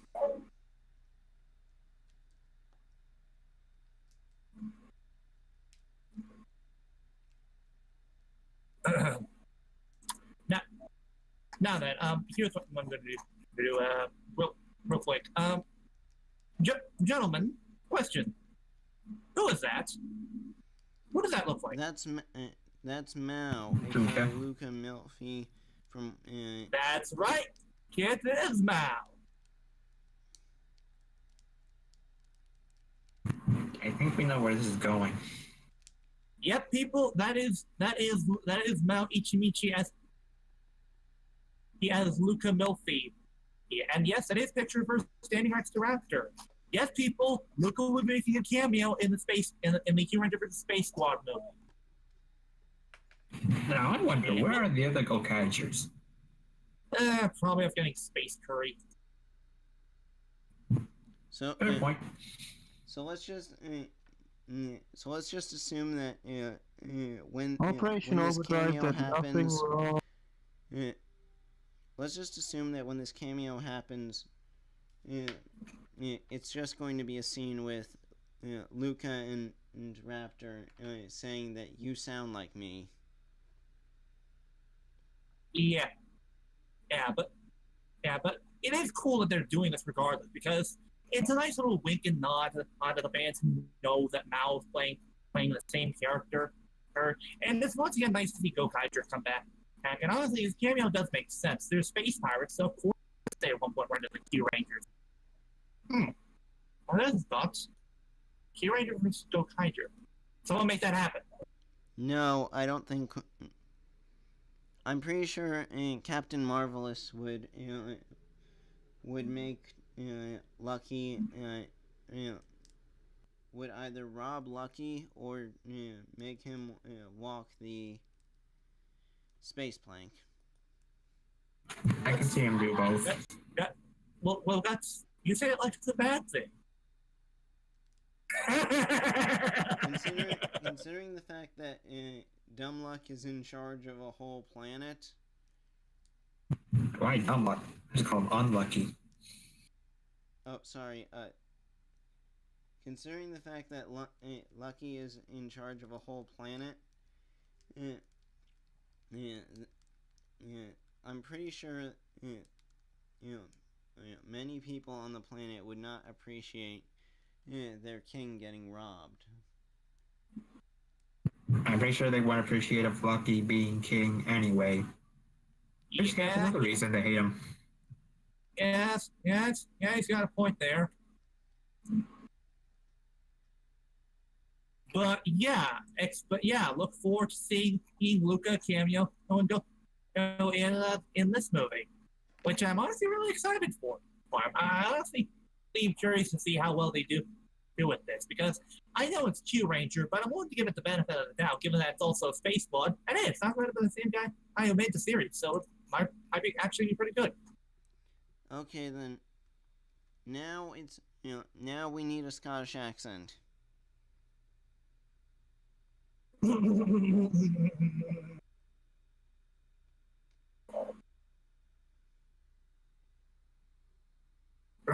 Right. So, what do we need covered? Yeah. Okay. This is an Ultraman related story. Yeah. And I can't really read most of it. Alright. Roundup, I will be starting an Ultraman Unlimited editions in good store on July 7th. Products will include the postcard sets, can badges, paper fans, acrylic stands, and an Ultraman Gash Pokemon game as well. The poster That's set the price as the 400 yen. And the cat badge is a pair of fans, a price at 600 yen. And the acrylic stands a price at 1,600 yen. And one play of the Gashball game is priced at 600 yen. Store will be open in Shinjuku from July 7th to August 19th. Scotland Rage!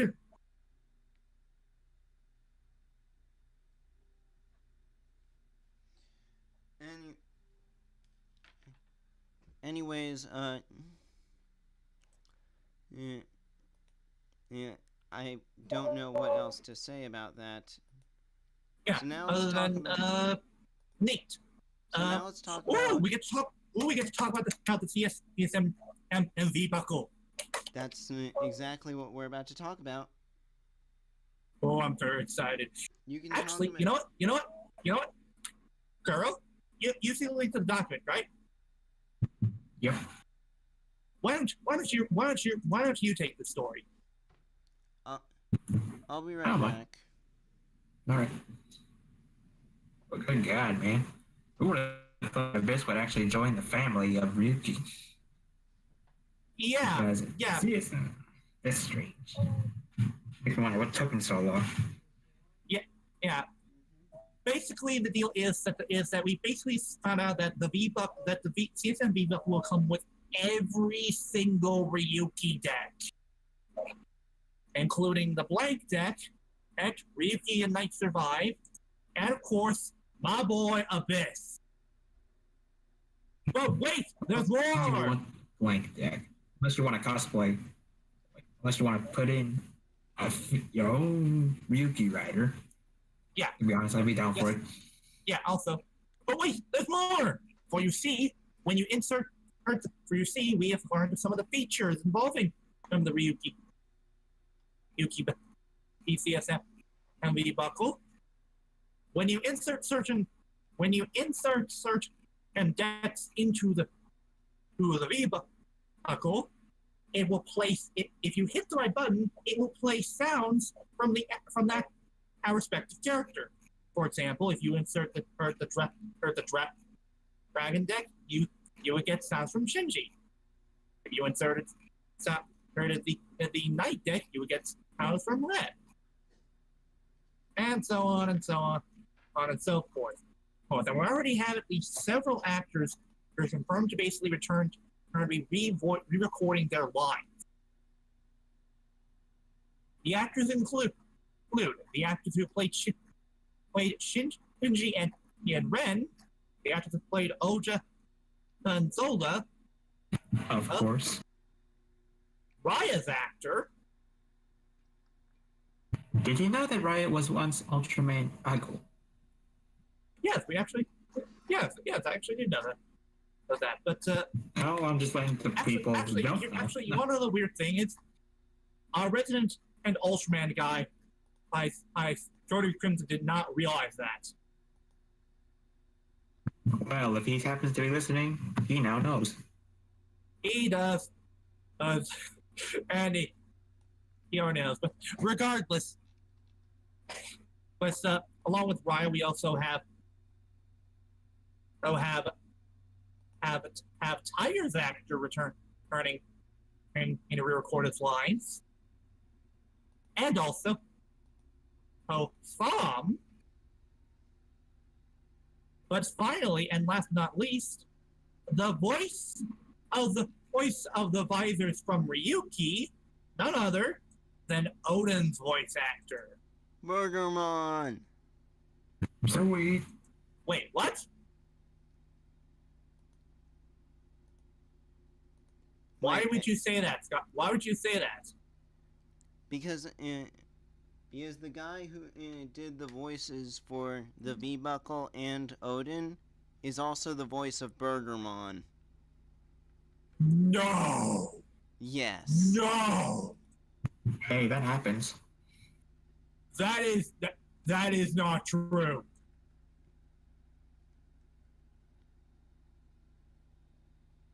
That is not true. I'm going to wiki this and prove you wrong. Found it. Tsuyoshi Koyama provided the voice for Kamen Rider Odin and various visors in Kamen Rider Ryuki. Learn something new every day.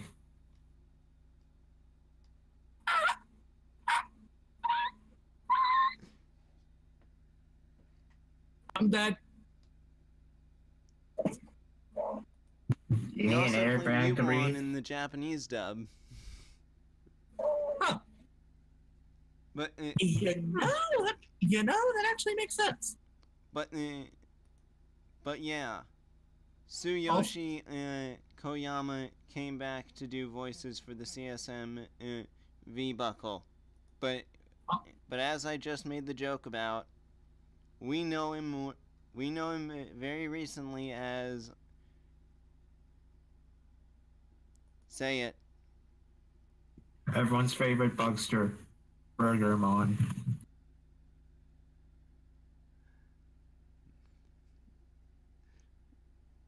DLBot? Yes. Are you have you been revived? Rokuni life no. QH. He'll yeah. Yeah. So, Right now?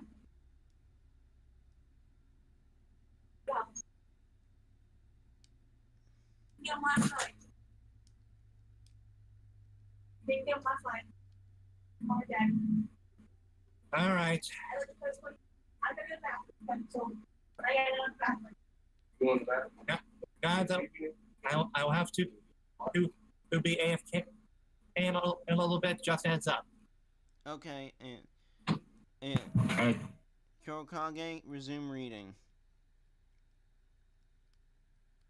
Give me a second.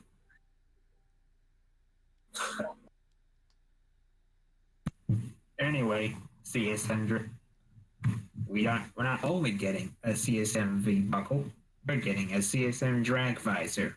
Oh wait, never mind. I also forgot to mention something about how the V buckle. You can actually play the BGMs from the series.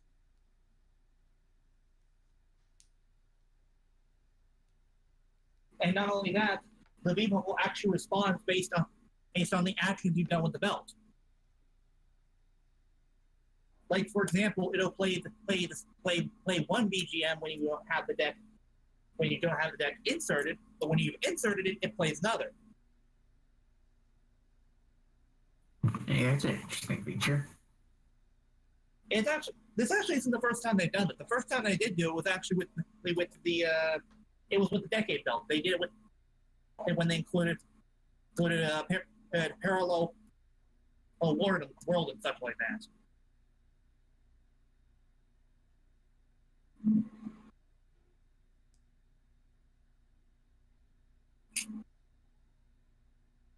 Anyway, up to tape.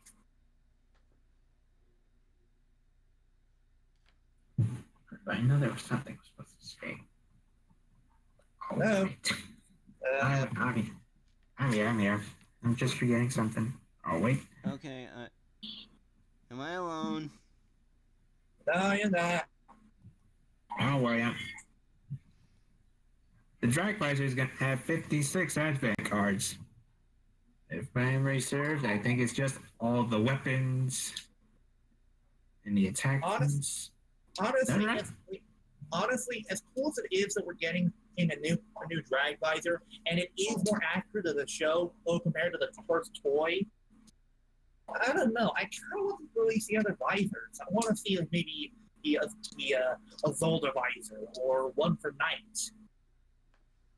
You know, I remember seeing something like that on Dimcore Fake.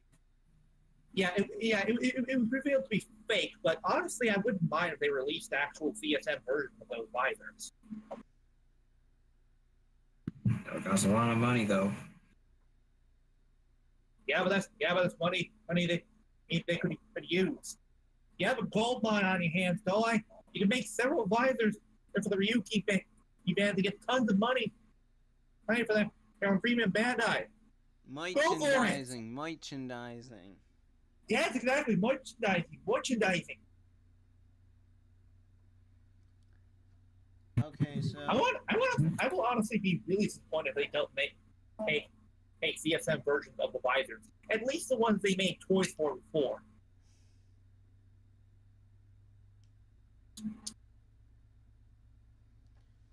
I know that they made toys for Cloda's visor, Oja's visor, her Tiger's visor, and finally Knight's visor, and finally Ryuga's. No, Ryuga's visor would be the easiest one to do since it's just a repaint.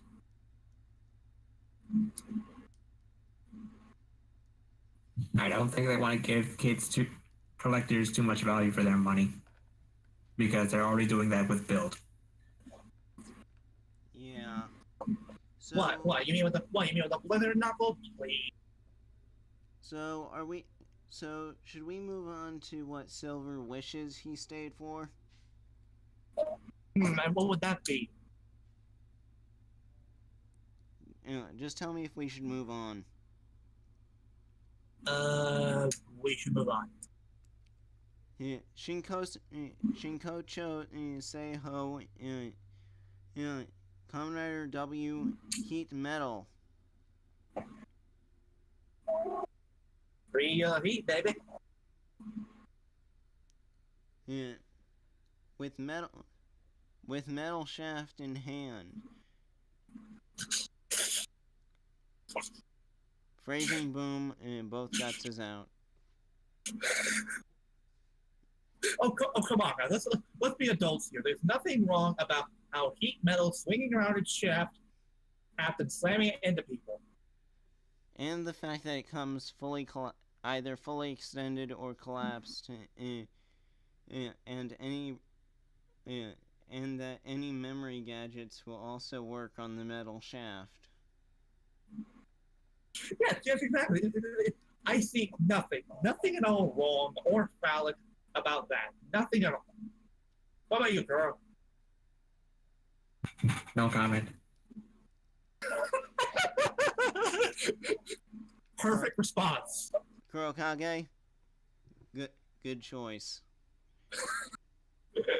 The figures, if you don't have anything to say, don't say anything. The figures That's an obvious lesson. 6,480 yen and will be shipped in December. Anyway, guys, I will be right back. I'll be back in about 5 minutes. Okay. In the meanwhile, Kurokage. Yep. Ready, go on build. Because we're done with the news roundup. It's now superhero time. First off is Kamen Rider Build episode 41, The Truth of the Best Match.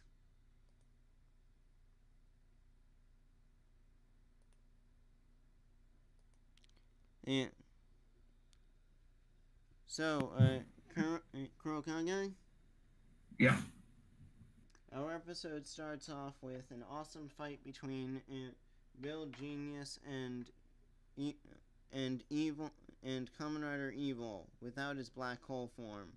And as we can see, they are both overpowered.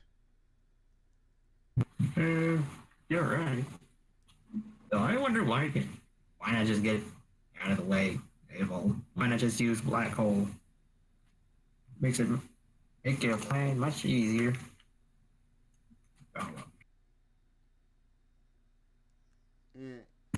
Speaking of which, just as he was about to, Sento whooped him and gave him human emotions. And wait, that's the one thing that confuses me though. Doesn't he already know what emotions are? Because I'm pretty sure he'd be like ecstatic at any time. Either Sento or Ryuga would basically up their hazard levels. Like, ooh, I like this. Keep going. I like it. Keep going. Fair point. This just seems a little weird. Yeah, it's a. Okay, hey Bellows, I'm back. Okay, DLBot, we were just wondering, doesn't Evolt already have human emotions, considering he spent about 10 years inside a human? Phrasing boom. Well, not quite really. He wasn't really experiencing human emotions. Here's the thing, he was experiencing human emotions, but not his own. But then again, it could be argued back in the earlier episodes when he was considering. Remember when he mocked Sento and said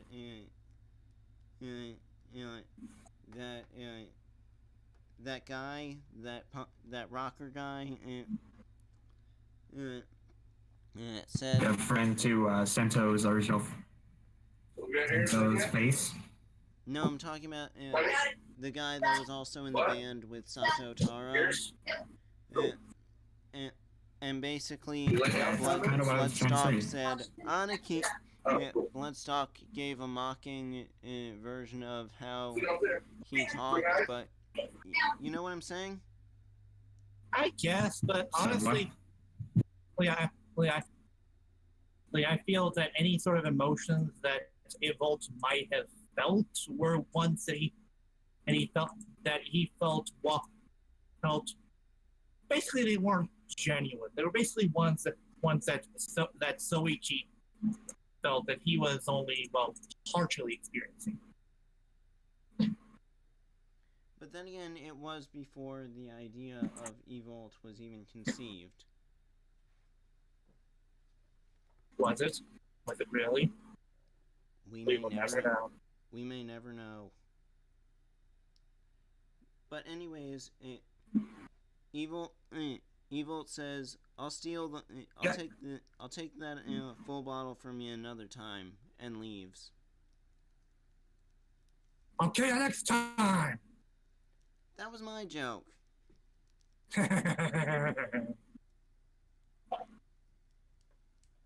After that, we get a call from Ryuga, basically with Sento, basically confirming Sento those theories that yes, Daddy Dearest is still alive.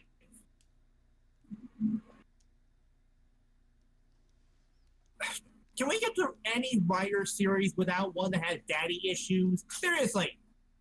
No, we're not going to get that until the end of the franchise. Well, or at least until the new era. Well, technically, there are a few Kamen Rider series that don't involve daddy issues. Oh, wait. There's Kamen Rider Forze and Kamen Rider Den-O. Hell, we were pretty much have something against dads. Hell. We were close to getting that with X-Aid, and then Mighty Novel X came around. Well, if we want, technically, it's a lot easier to say that there are probably more Kamen Rider series where other characters have the daddy issues than the main, around the main rider, than series where the main rider has the daddy issues. X-Aid had Dan Masamune and Dan Kuroto. Ghost was filled with daddy issues. Drive was also full of daddy issues. Gaim actually was absent of daddy issues. Both from Go and Shinosuke. Yeah, I just moved past Gaim. Wizard had its daddy issues with Koyomi, and so on. It's like Kamen Rider has a things against dads. What is your problem with Dad? Why? They don't like authority. They don't want the kids. Wait, dads don't want the kids buying the toys, so we're gonna portray them as the bad guys. That's why.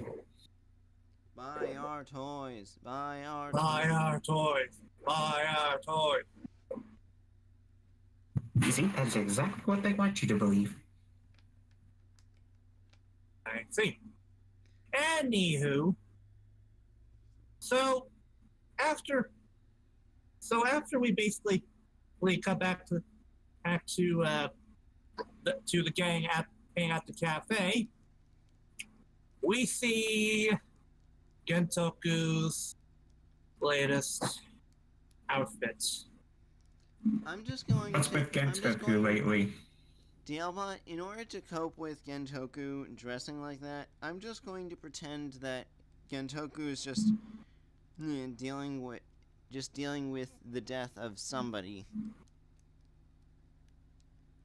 Well, like dealing with the death of his father? No wait, not the death of somebody, just the fact that he couldn't connect well with Utsumi. That's a stupid reason. Yes, but Gentoku's choice in fashion is also stupid. And again, it's better than just suddenly having a strange change in clothing. I'm convinced that the crocodile crack full bottle has long-term side effects. This is one of those side effects. Acting crazy and having a bad fashion sense. I'd buy it. Side effects include campy fashion sense and an idiocy. Oh, by the way, jumping ahead, it says that when all 10 of the man-made full bottles are brought together, something defying physics will happen.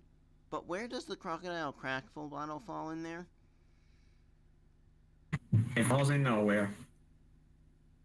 But seriously, I don't know. Yes. The answer is yes. So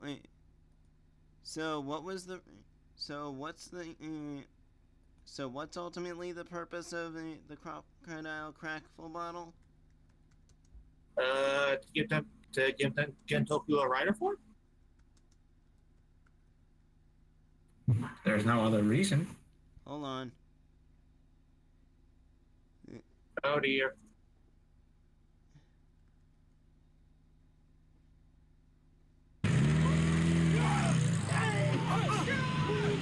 How could you do this? I knew this was gonna happen.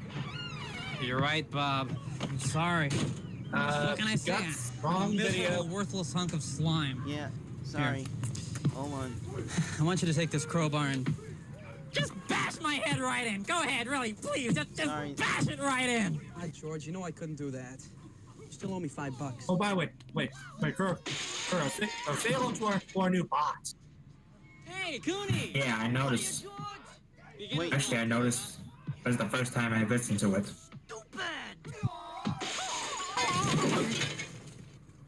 Stupid! There we go. No. Ow. Okay. Guts, let me show you how it's done. I was trying to go for the nothing. Absolutely. I was trying to go for the nothing clip more than I can get it.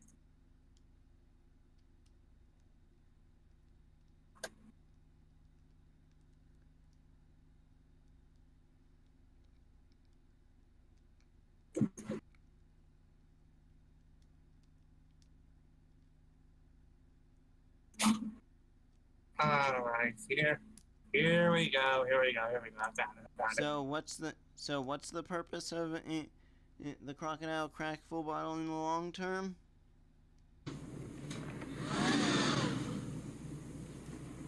Nothing! Absolutely nothing! Stupid! You're so stupid! There we go. Thank you, Cooney. We're gonna watch you, I guess. Anyway. So yeah, back to where the plot is. There's a plot? I thought it was a clip show. Oh yeah, we're back in the cafe talking about how Sawa got more information. And we actually learn more about the reason for the best matches, but we'll get to that later.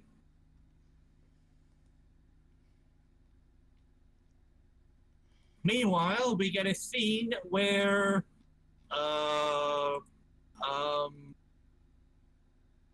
and Banjo, and Kazumi where Grease got high. So I don't fucking know. They just suddenly started laughing for no reason at all. What? You know, there's some jokes that can be funny, and then just downright laughing for no reason. That's just not funny, man. I'm convinced that they were high. That is the only explanation. It reminds me of that scene from Ghost where Extremer and everyone, they were laughing for some reason. They wonder what the heck were they thinking. Hey, it wasn't funny the first time. How could it be funny the second time? Yeah. What's so funny? What's the joke? What is the joke? Explain! I would think it's the hat. Yes. What's so funny about the hat? It's a hat. Oh, wow. I don't know. Oh, wow. Look how funny that hat is. It looks like something. Whatever. And then the hat ends up on the sword and she kills the bitch. After compiling all this information, and the smartest and most brilliant thing to do is a clip show. That everyone can somehow see. Honestly, I don't know how to do that. DLBot, do you have the bit ready? Oh, wait. Hang on, let me get. Hold on, I'll see if the bot has it. No. I'll do it. Hang on. I'll find it.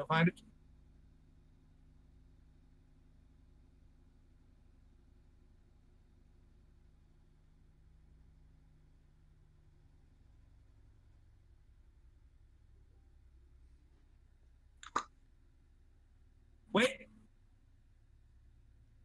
I found it. Bingo. Good. All right. So this clip show is funny and all, but there are some scenes where there is a bit of a question that needs to be asked, and that's... How did you know about the parts you weren't there for? Exactly. Because shut up. Script said so. Hey, look, it's Kyoryu. Oh, Scotsman's back. Huzzah! I've had a nap. I've had sufficient hydration. But I still got a headache.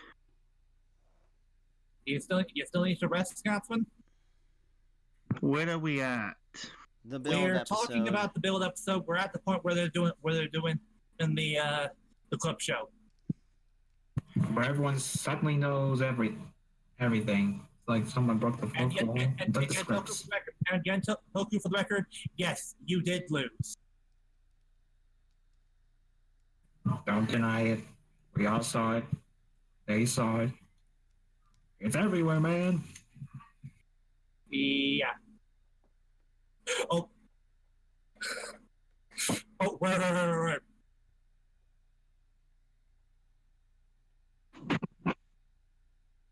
Let us not forget that, but DLBot. Yes. Question. Do the people who work on the build team... What that one scene we were all laughing. Smoking. Seriously, dudes. They had to have been hired on something. I remember they saw something funny, like maybe they saw an episode of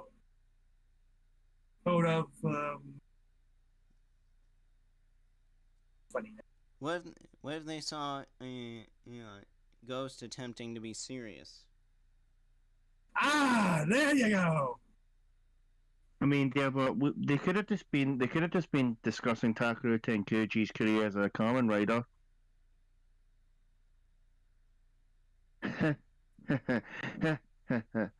Nope. And well, Sento did match up. Wait. Actually, you know what? Here's how I think the scene went down.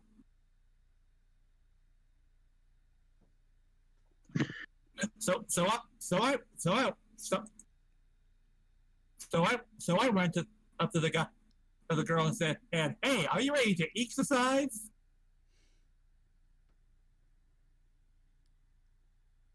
Yeah. I'm sorry for you. That's what they were laughing at. Someone play the dump dish sound. Cool, Kirgy. Allow me to introduce you to a common thing on this podcast. Guts. Put DLBot on the black hole. What? Oh, come on! No, I don't feel like it. I don't feel like putting him in the black hole. We need... DLBot can stay. Yay! For now. Yay! Oh, I want to see how this works. Okay. Oh, wait, what? Oh! Haha. Okay. Basically, what goes on is if someone is sent to the black hole, they have to stay there for 5 minutes. Basically, it's basically a form of punishment. Whatever happens to the slipper? Oh, the slipper is still there. The black hole is a bigger punishment. Yeah. Okay, I got it.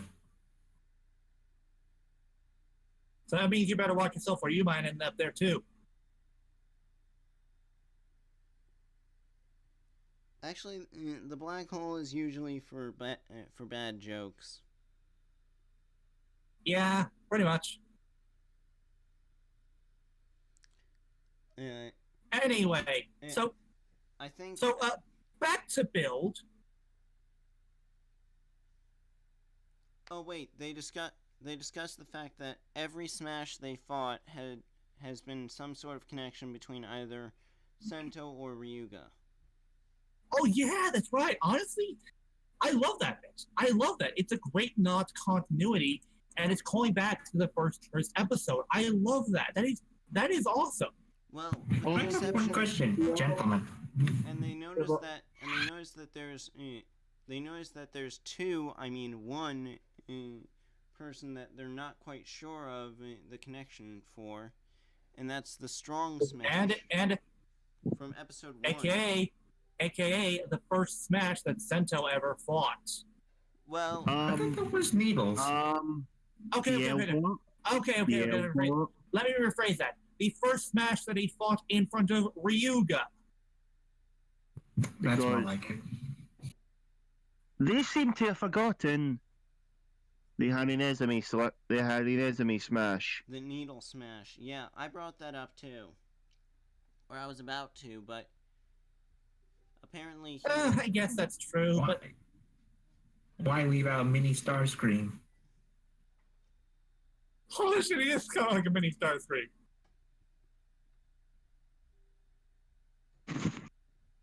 Anyway, but yeah, so they basically decide maybe we should figure out why this guy was made into a Smash, what his importance is.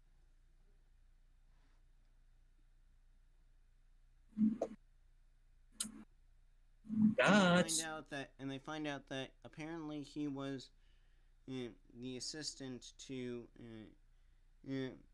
Shinobu Katsuragi when he was a professor.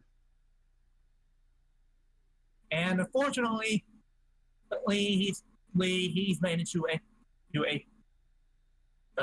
lost Smash. I believe that's right. Yeah, it's a lost Smash. He's turned into the Kuwagata Lost Smash. Which it's cool to see that suit back again, but you know what I would have liked to have seen? How about a scene where Sento basically reminisces that, oh shit, that's the Smash that I killed last time. I'm in hazard form. I think it probably would. I think Sento probably would have, but it was just cut for time. I think they should have. Could have been in the pipeline. I honestly think they should.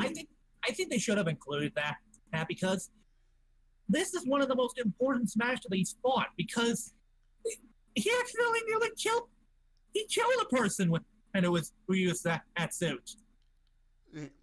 I just think it probably was just cut for time. Maybe. Who knows? But then again, we needed that time for the laughing scene, which was incredibly important.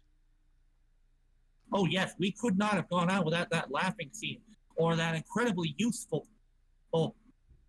clip show. We couldn't have cut out any part of that. No, not at all.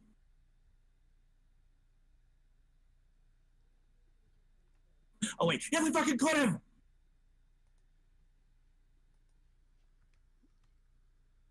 What is logic? Unable to process. Wait. Help.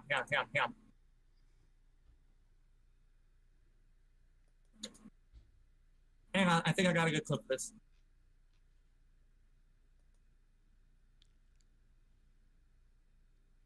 I believe this clip will do. Hang on.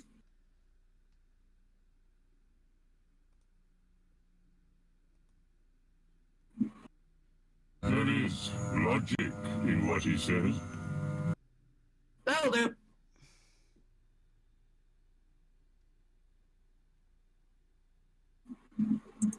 But anyway, so after the Quagga Smash is beaten, DLBot shows up.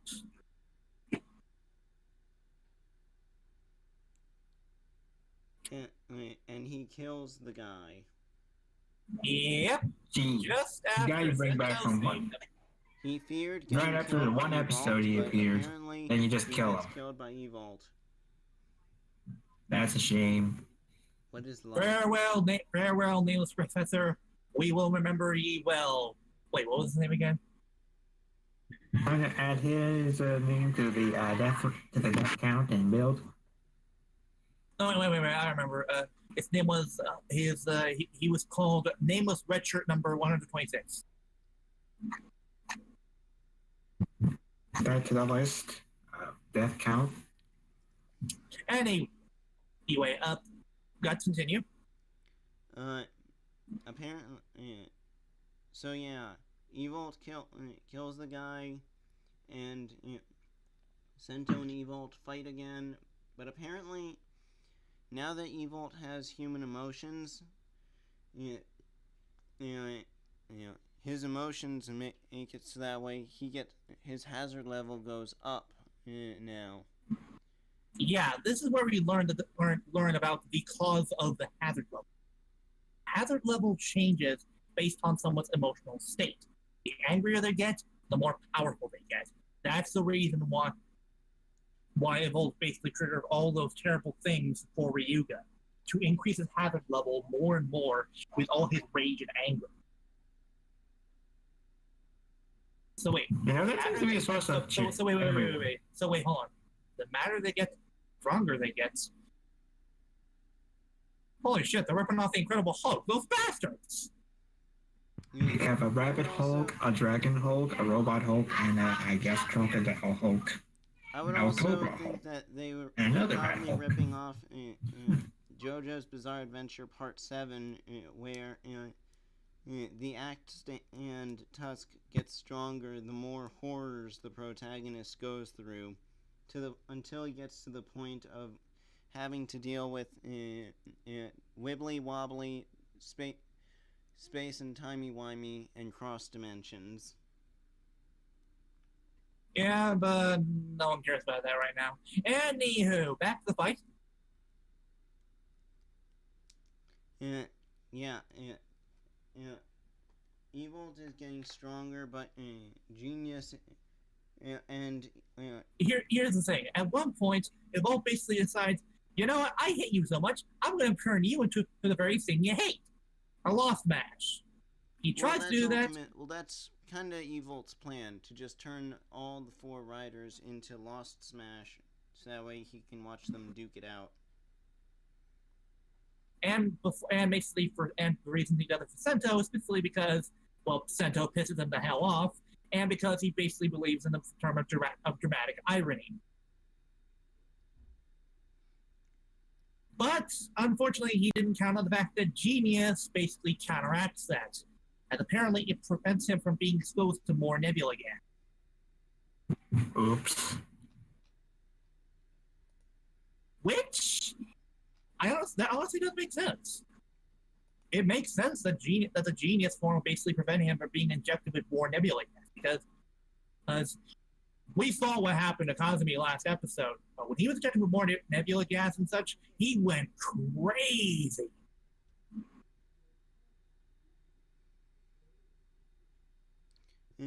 But isn't that his usual behavior whenever he's in battle? Fighter's high or something like that? Even more like a magnification of that, but regardless.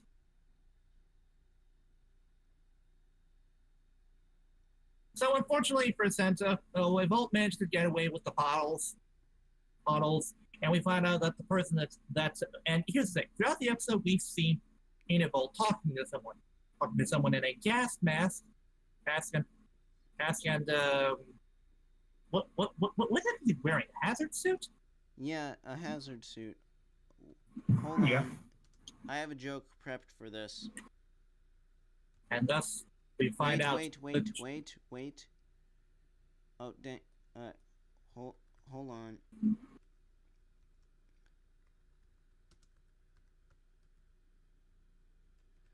Hold on.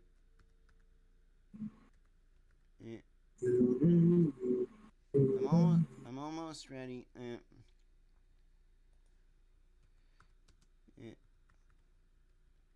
Hold on.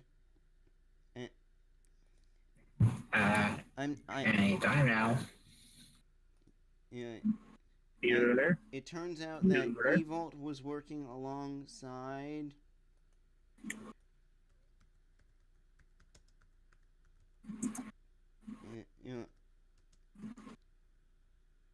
Oh, hold alongside.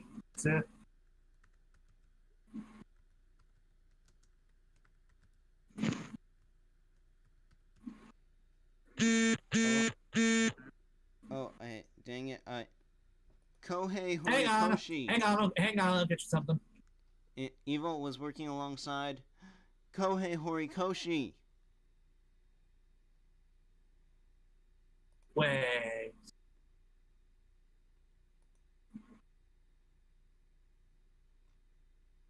The guy behind My Hero Academia that always wears that gas mask.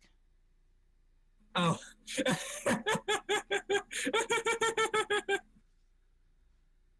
Oh wait, that's just Shinobu Katsuragi. Who didn't see that coming? Hang on. Let me keep it finished. So you mean Sento's Dada? Yes, it is Sento's Dada. Hang on. Here we go. Wait. Hang on. I got it. Okay. And thus, we see the man behind the mask, as the one who was helping in Bloodstock all along, aka Volt, was none other than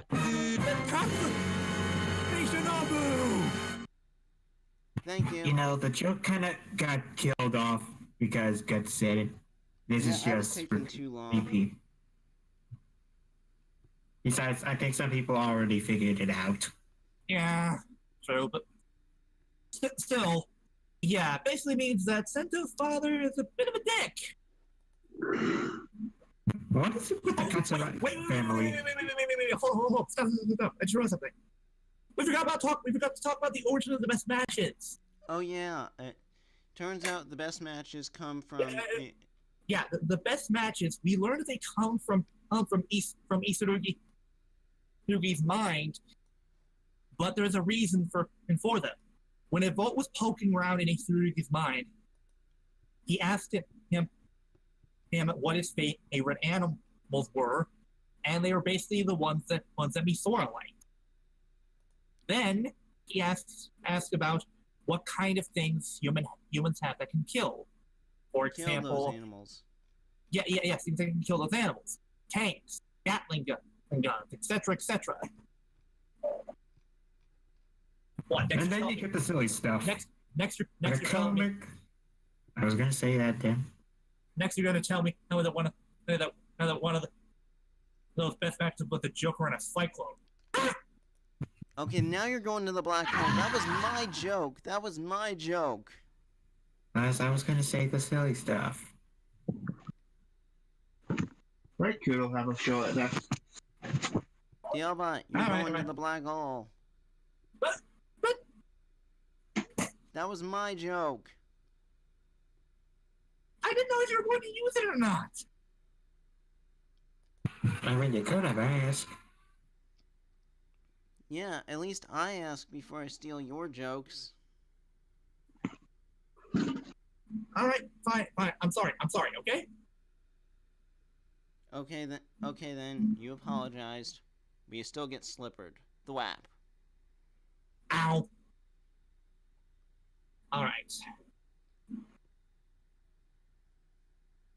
Anyway, you were saying, Kuro? We went from having tanks, Gatling guns for best match, something as silly as a vacuum cleaner, comic, a lock, a light bulb, among other things. I can keep going. I can just read the entire best match list. You can get the point. Yeah. Wait, hold on. Question: how the hell can television kill a bear? Because a television is heavy, and if you drop it on a bear's skull, it might, I don't know. Or you could just put a television in front of a bear and just tell him to watch, and eventually, it'll show him Yogi Bear. Help! It's the Hair Bear Bunch, the Chicago Cubs. Yeah. Oh God!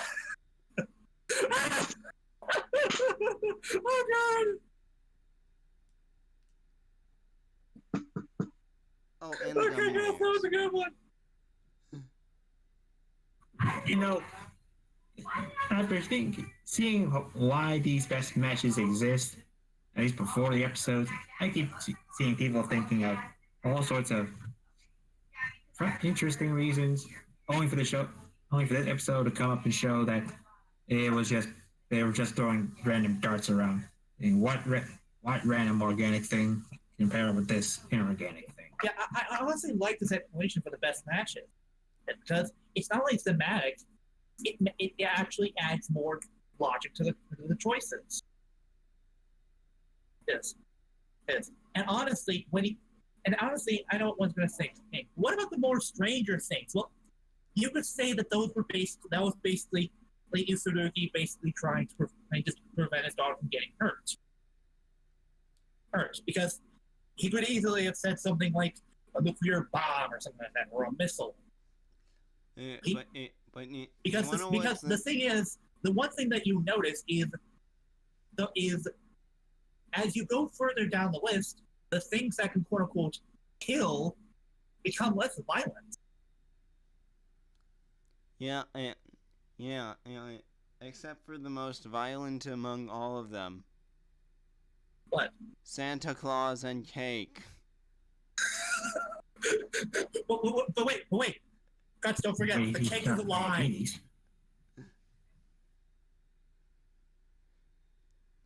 But don't forget, hey, Guts, the cake is a lie. Oh, yes, indeed. And the rejected best matches that they couldn't get because coding was trouble. Scorpion and...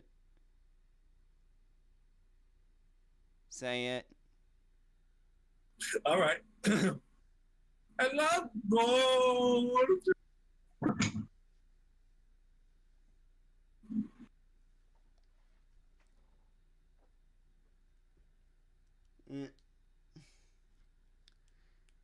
Okay, so there's not much else we can really say for this episode. There probably should have been more revelations, but honestly, this episode wasn't half bad because I honestly like this for not only the explanation for the best matches, but for the fact that it basically gives Evolved more dimension. And it gives him emotions. People have basically constantly said that Evolved is a bad final villain. I disagree because this is one of the reasons why. It shows that despite him being the big bad, he's still developing as a character. Yeah. And that he's an excellent schemer. Plus, hell yeah. He's one of the best schemers you've ever met. Plus, just don't let him meet the Plus, we've Joker. all seen villains that plan to conquer or destroy the world, but how many villains do it with a smile on their face? Very good point. You know, me saying that Evolved is a good schemer makes me wonder, why would Heath Ledger's Joker come in and ruin his plan? Oh dear! Don't even no.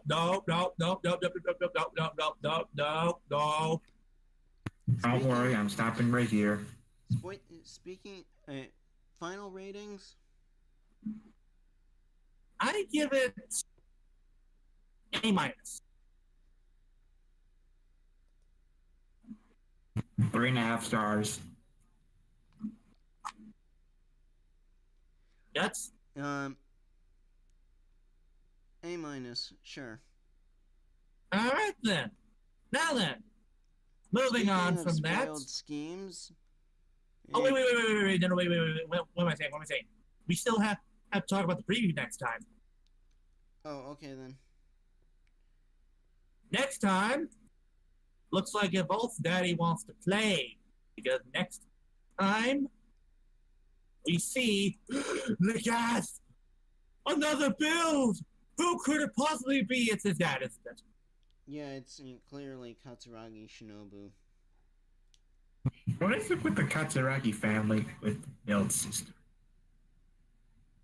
I'm kidding. I know why. Because they're fucking nuts. It's always in the band side, like. Why can't we? Always from the mad scientists. Let's just hope that Kamen Rider Geo doesn't have any daddy issues. Knock on wood. And you've just jinxed it. You know what's gonna happen. Because of that, Guts, you've now changed it to where the goal of this video is going to basically find his lost father.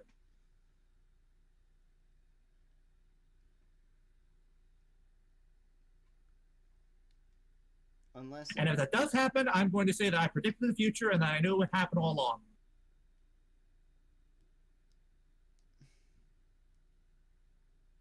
And the reason why I can say that is because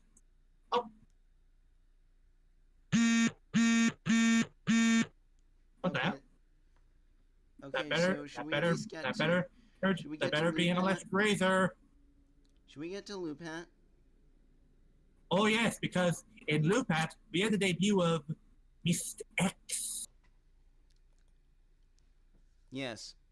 Kaito Sentai Lupin Ranger versus Keisat Sentai Pato Ranger versus Mr. X, episode 20. The new thief versus Mr. X, go to White Castle. What?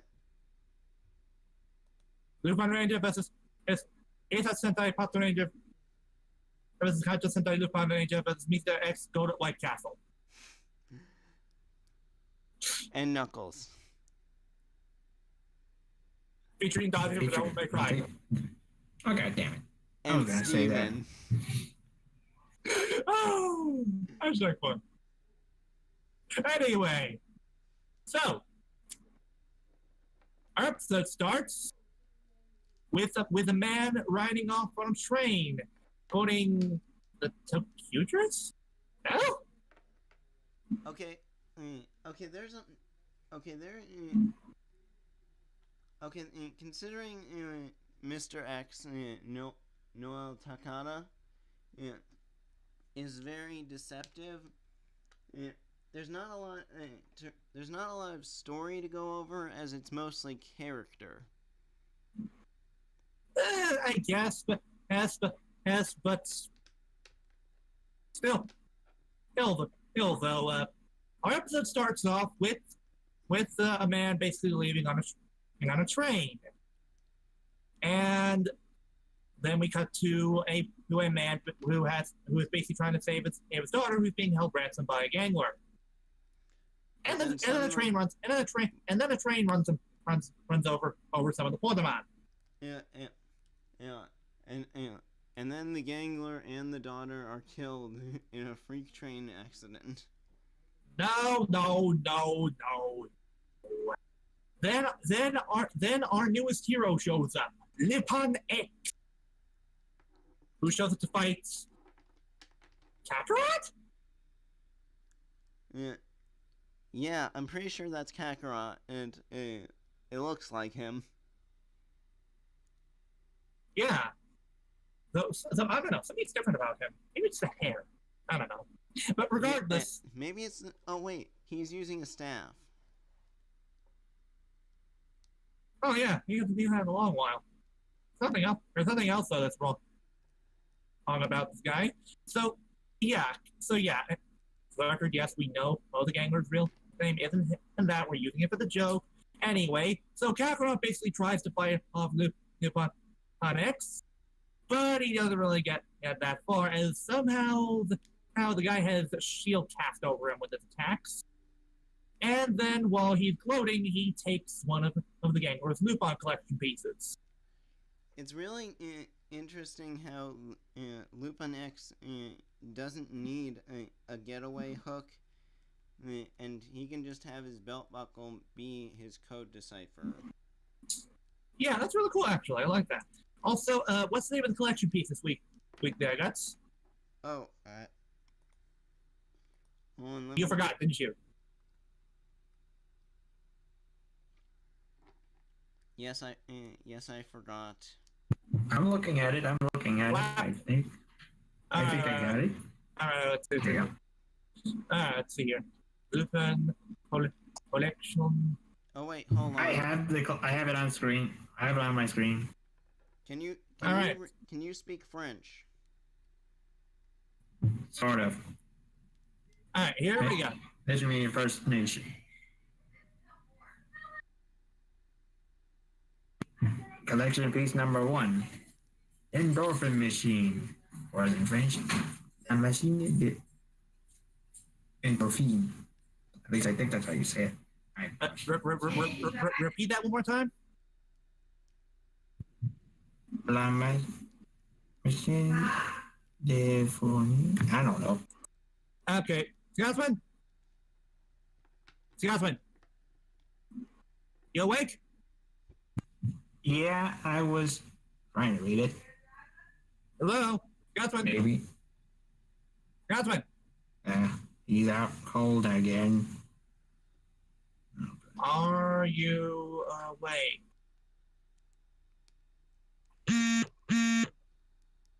Apparently not. Huh.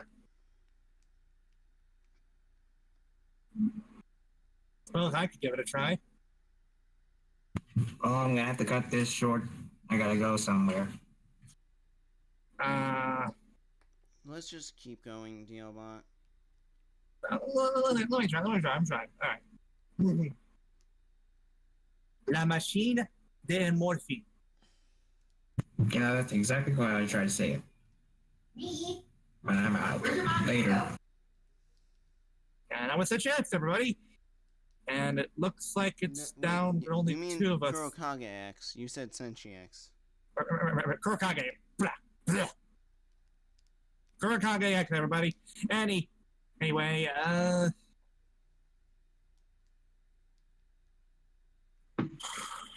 actually,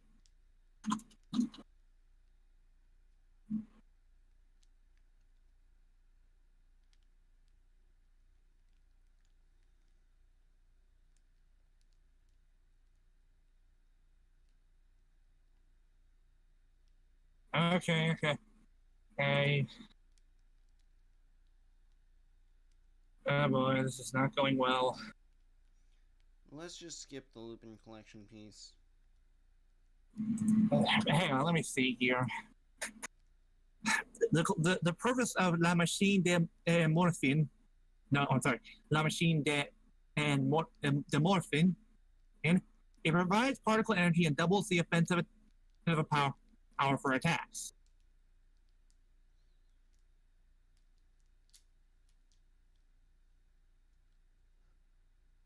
All right, but so anyway, after he manages to steal the collection in peace,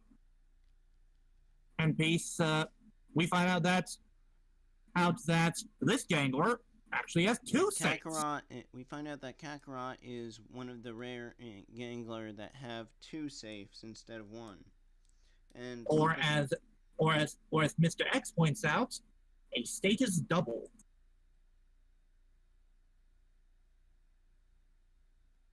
Status double. What's that to do with Futo? I don't know. Whatever. Anyway, so Mr. X manages to save. So the word gets out that there's a new thief in town. He takes. But of course not. But not before Mr. X takes a selfie with the victim he saved. Kairi and Keiichiro have different reactions. When Keiichiro runs off to pursue the gangler on the loose, Kairi meets up with Mr. X in the park, and then Keiichiro arrests him. Yes, and we see that Noel is actually quite skilled of thieves, because he manages to steal, since not only is he good at parkour, but he actually manages to steal every single person's phones without them even noticing. God damn! I don't even think that he touched most of them. How did he do it? What is he, a magician? Actually, that would make sense.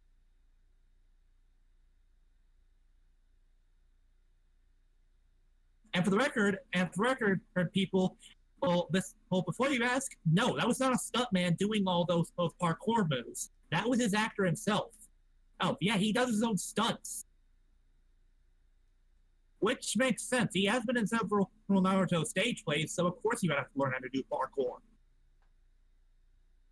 Oh, and another game with Noel here. He speaks a lot of French.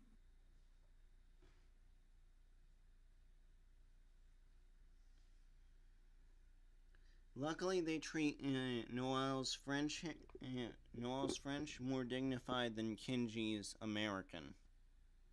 Yeah. So essentially, and also when Kairi looks on his phone, he sees a calling card from Lupin X. So the cops get to know Noel, and the thieves plan on breaking Noel out because and we find out that Noel is actually a member of the French branch of the police department. And not only that, he actually was the one who modified the collection pieces. He modified the collection pieces for police use. Or that's what we're told. Yeah. Well, we don't know if it doesn't say either he modified the collection pieces for the Lupin Rangers. It's clear he modified them for both sides. Alright, so it's clear. So we're not really sure why he did that. But regardless, before they can question him any further, they're basically called to a gangler attack as Legas Kakarot is back for revenge.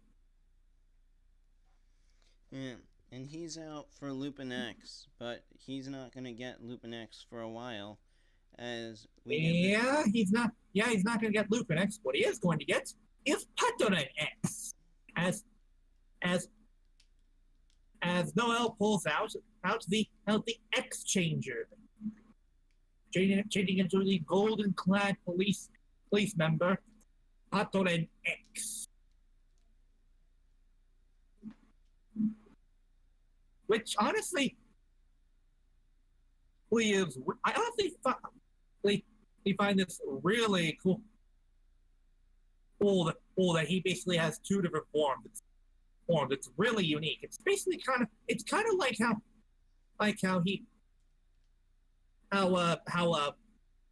Zawaro basically had different forms in Juoju. But unfortunately, Juo, I almost said the Dio quote, but Misao always had a preference for using the Rhino form above the wolf and the crocodile form.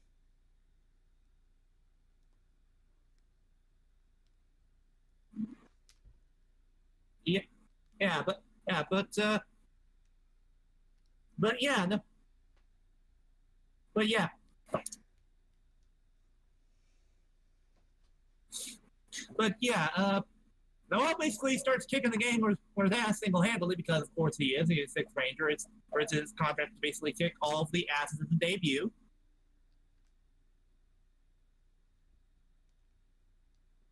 And Keiichiro's kind of pissed off about the fact that he's hogging the spotlight. And that he also transformed into Lupin X and helped. We're not at that part yet.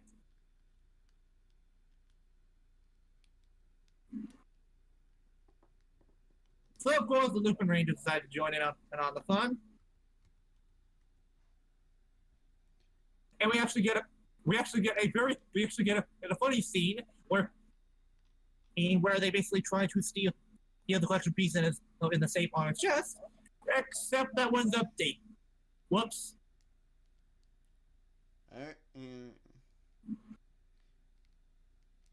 But it allows us to see the differences in how the Lupin Rangers get the Lupin collection versus how Lupin X does it.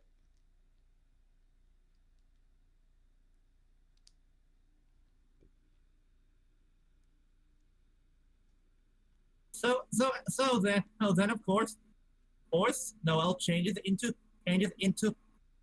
Lupin X. And where we get the badass insert song.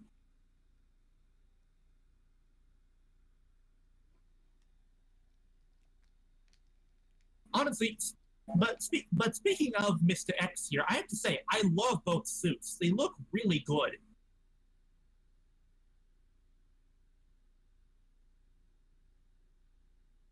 So then Kakarot basically summons the flying Nimbus. Uses his collection piece to summon a cloud for him to fly on. Yeah. Wherein he tries to zap Lupin X, but it doesn't work.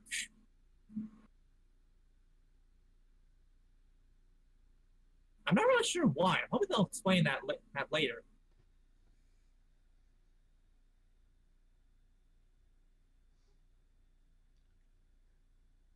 So after her ex manages to hate the collection piece on his back, which is a part of repainted, which is the part of a repainted and a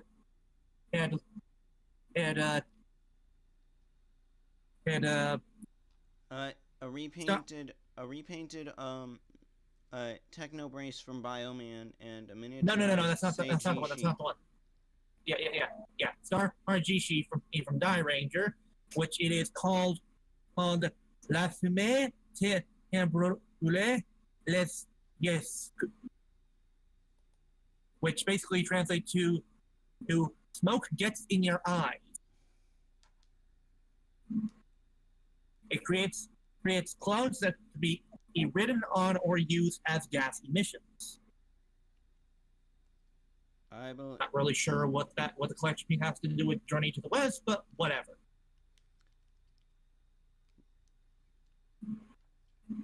Yeah. So of course, so once the collection piece is done, it's time for X to finish him off with the X, with of course his X time. Yeah. Also, the weapon he uses, badass. Oh, I love it absolutely. The G10 mode is a little lame, but the sword mode, oh hell yeah, gimme. And of course, he finishes up with a badass X Slash. But this leaves everyone confused.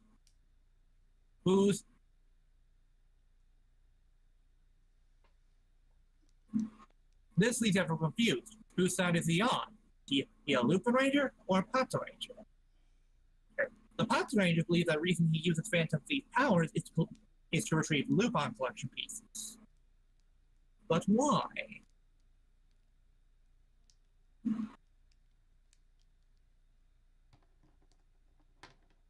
Unfortunately,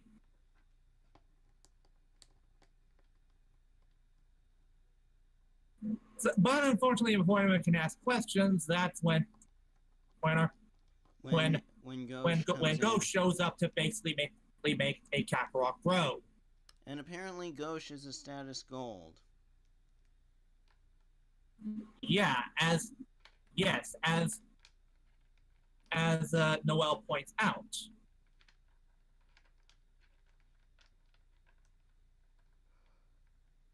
Wait, hold on. So would that basically mean that Ghost basically turned Goku into Ozaru? Sure, why not? Whatever. Anywho. Damn it, I'm still can't. Fuck. Regardless, so of course, Mr. X summons his mech, well, and we see that he doesn't transform per se, but he does use his train as a blade, a gun, a flamethrower, and he gives Lupin Kaiser a little boost. But we're missing one of the most important things. Goody and Noel know each other. In fact, they're actually good friends. Interesting. So basically, Noel gives them M2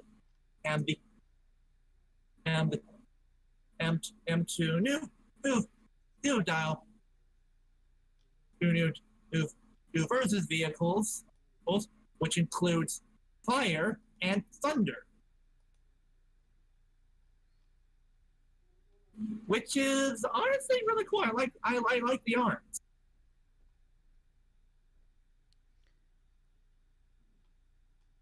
I question why Lupin Kaiser in this one is called Lupin Kaiser Trains, but that's neither here nor there.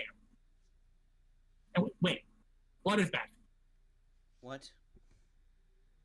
Blood is back.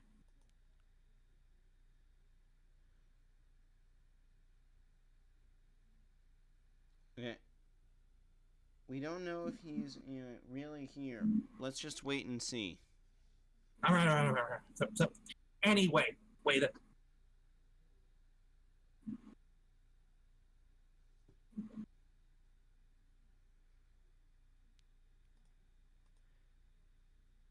Anyway, so once the two unleash their finishers, which includes Mr. X using a freaking Gatling gun to finish off the gang. Well, that's badass.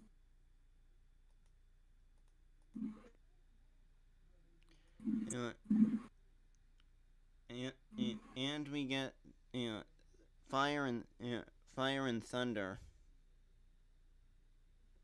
And yeah, he takes them back, and they take Goody back to the bistro, where they basically ask him to tell him what he knows about him and Noel. and Noel is waiting for them. And then the episode ends.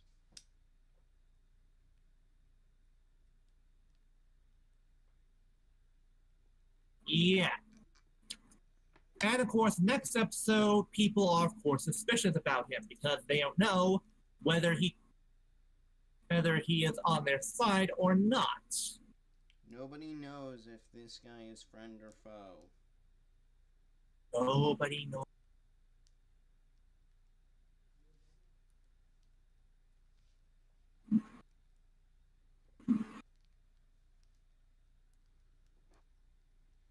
Yeah. But yeah, really good episode, really good character. Yeah. Really looking forward to what happens next. So, let's give our thoughts on Noel real quick. Awesome. I love this guy. He's such a showboat. Okay, he can be so suave and badass. Yeah. Oh yeah. Dare I say it? And I think Noel had a better debut than Tsurugi. I hate to say it, but I kind of agree with you on that. Because Tsurugi came in like the same episode that we lost Scorpio. Yeah. That's not really how you do things. Here, this was fine because. Yeah. You crammed 2 episodes together, but those 2 episodes would have been really good. Yeah, they would have been good if they were separate, but they had to cram them both together because, heaven forbid, we have proper pacing in Q Ranger. No, not at all. But Noel is an interesting character. I find people have suspected that he might be the descendant of Arsène Lupin, and yeah, actually, that makes sense. It would make sense why he's such a good thief because he ascended from Arsène Lupin, and it would mean that basically he's decided to join because things are getting bad, or things are getting good.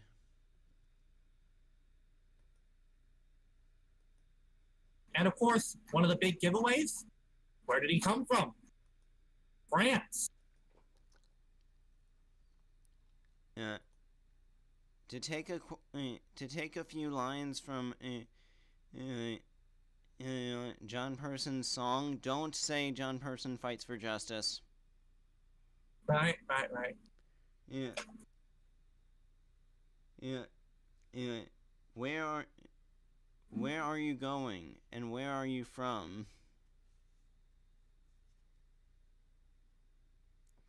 Yeah, that's what. That's what we want. That's a line from the song, really? Or at least that's a translated version. Would have sounded better if you actually, said the had the tonic, the Romanji for it. I don't speak Japanese. That's Silver's job. That's true. Also. Yes, that's a good-looking picture. You said I couldn't say it. You didn't say I couldn't post pictures here that says it. Okay, so bottom line, this episode gets an A. A+ for me. This was a really good episode. The pacing felt really good, but when we don't learn much about Noel, I think that was the point. He's an enigmatic sort of Sixth Ranger, and I like that. And I like the fact that we don't know much about him, that he's mysterious, and we don't know whose side he's really on. We know he's not fighting for the gang, boy, that's for damn sure. But he's an enigma, but he wants to be open about things. Yeah. Okay, so that big parkour kicks ass. So now for our weekly plug-in. Yes. And who was our plug-in this week? You picked him. Yes, I don't know. Hold course. Our plugin for this week is Kabayan0628 from Twitter. Yeah. What's special about him is he's done some really cool stuff, which includes modifying a DN driver twice.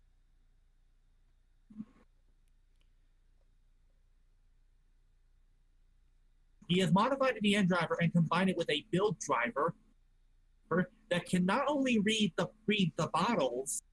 Well, not only does it have light up parts like the build driver, not only can it read the hazard trigger, but it can read rabbit, and a tank.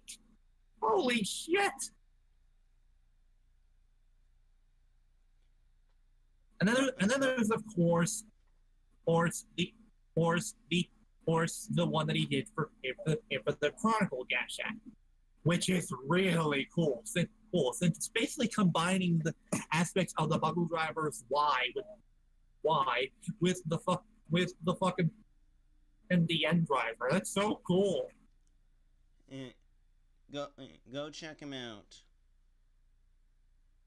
Yeah, he's done a ton of custom work, including something very cool, a custom cracked taco metal. Okay, so now we have the weekly topic, but because we're on the 3 hour and 45 minute mark, I think we should honestly skip this week. What? It's just the two of us, and I'm really hungry. You know what? I hate to say it, but it wouldn't probably be as interesting if it was only the two of us. So, yeah, people, we're skipping the topic this week. But hold on.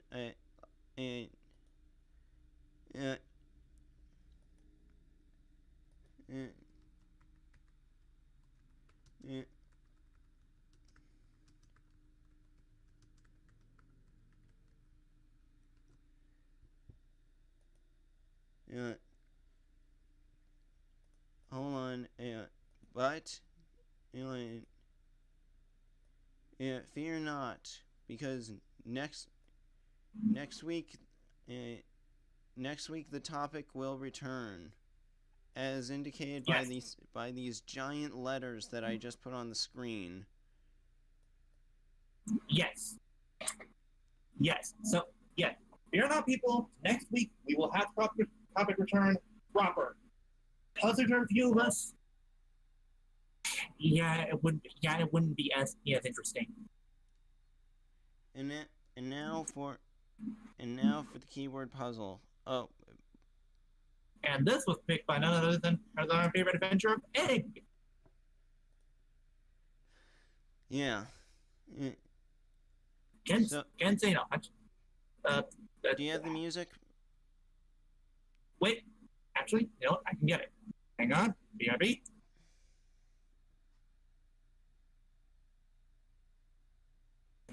Double.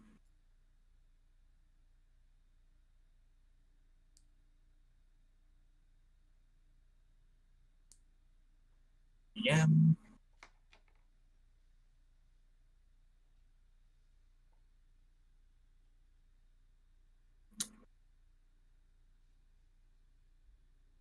Let's see here.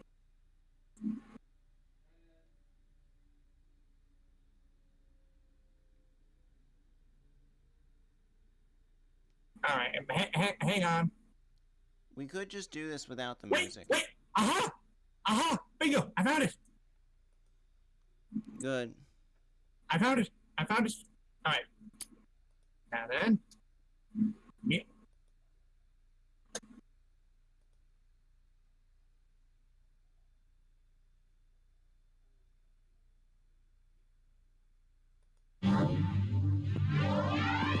Answer. I do not. Just the man of give up. Enterprise. Sorry. Yeah, Enterprise. Dragons of give up. Stop the man of give up.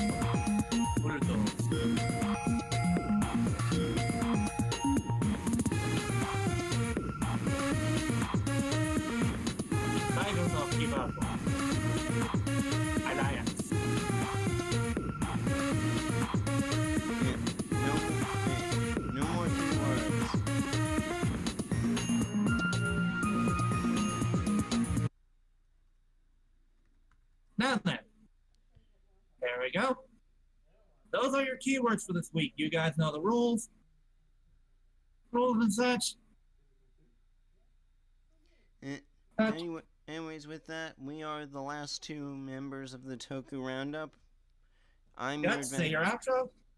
I'm your adventurer of Egg, Guts Masterson, saying peace out, stay awesome, sit down the Vanguard, and stop taking my eggs. I have been your Royal God, here. Passing by Toku fan. Remember that? And please don't praise our me more goddamn Roto. And we will see you next time.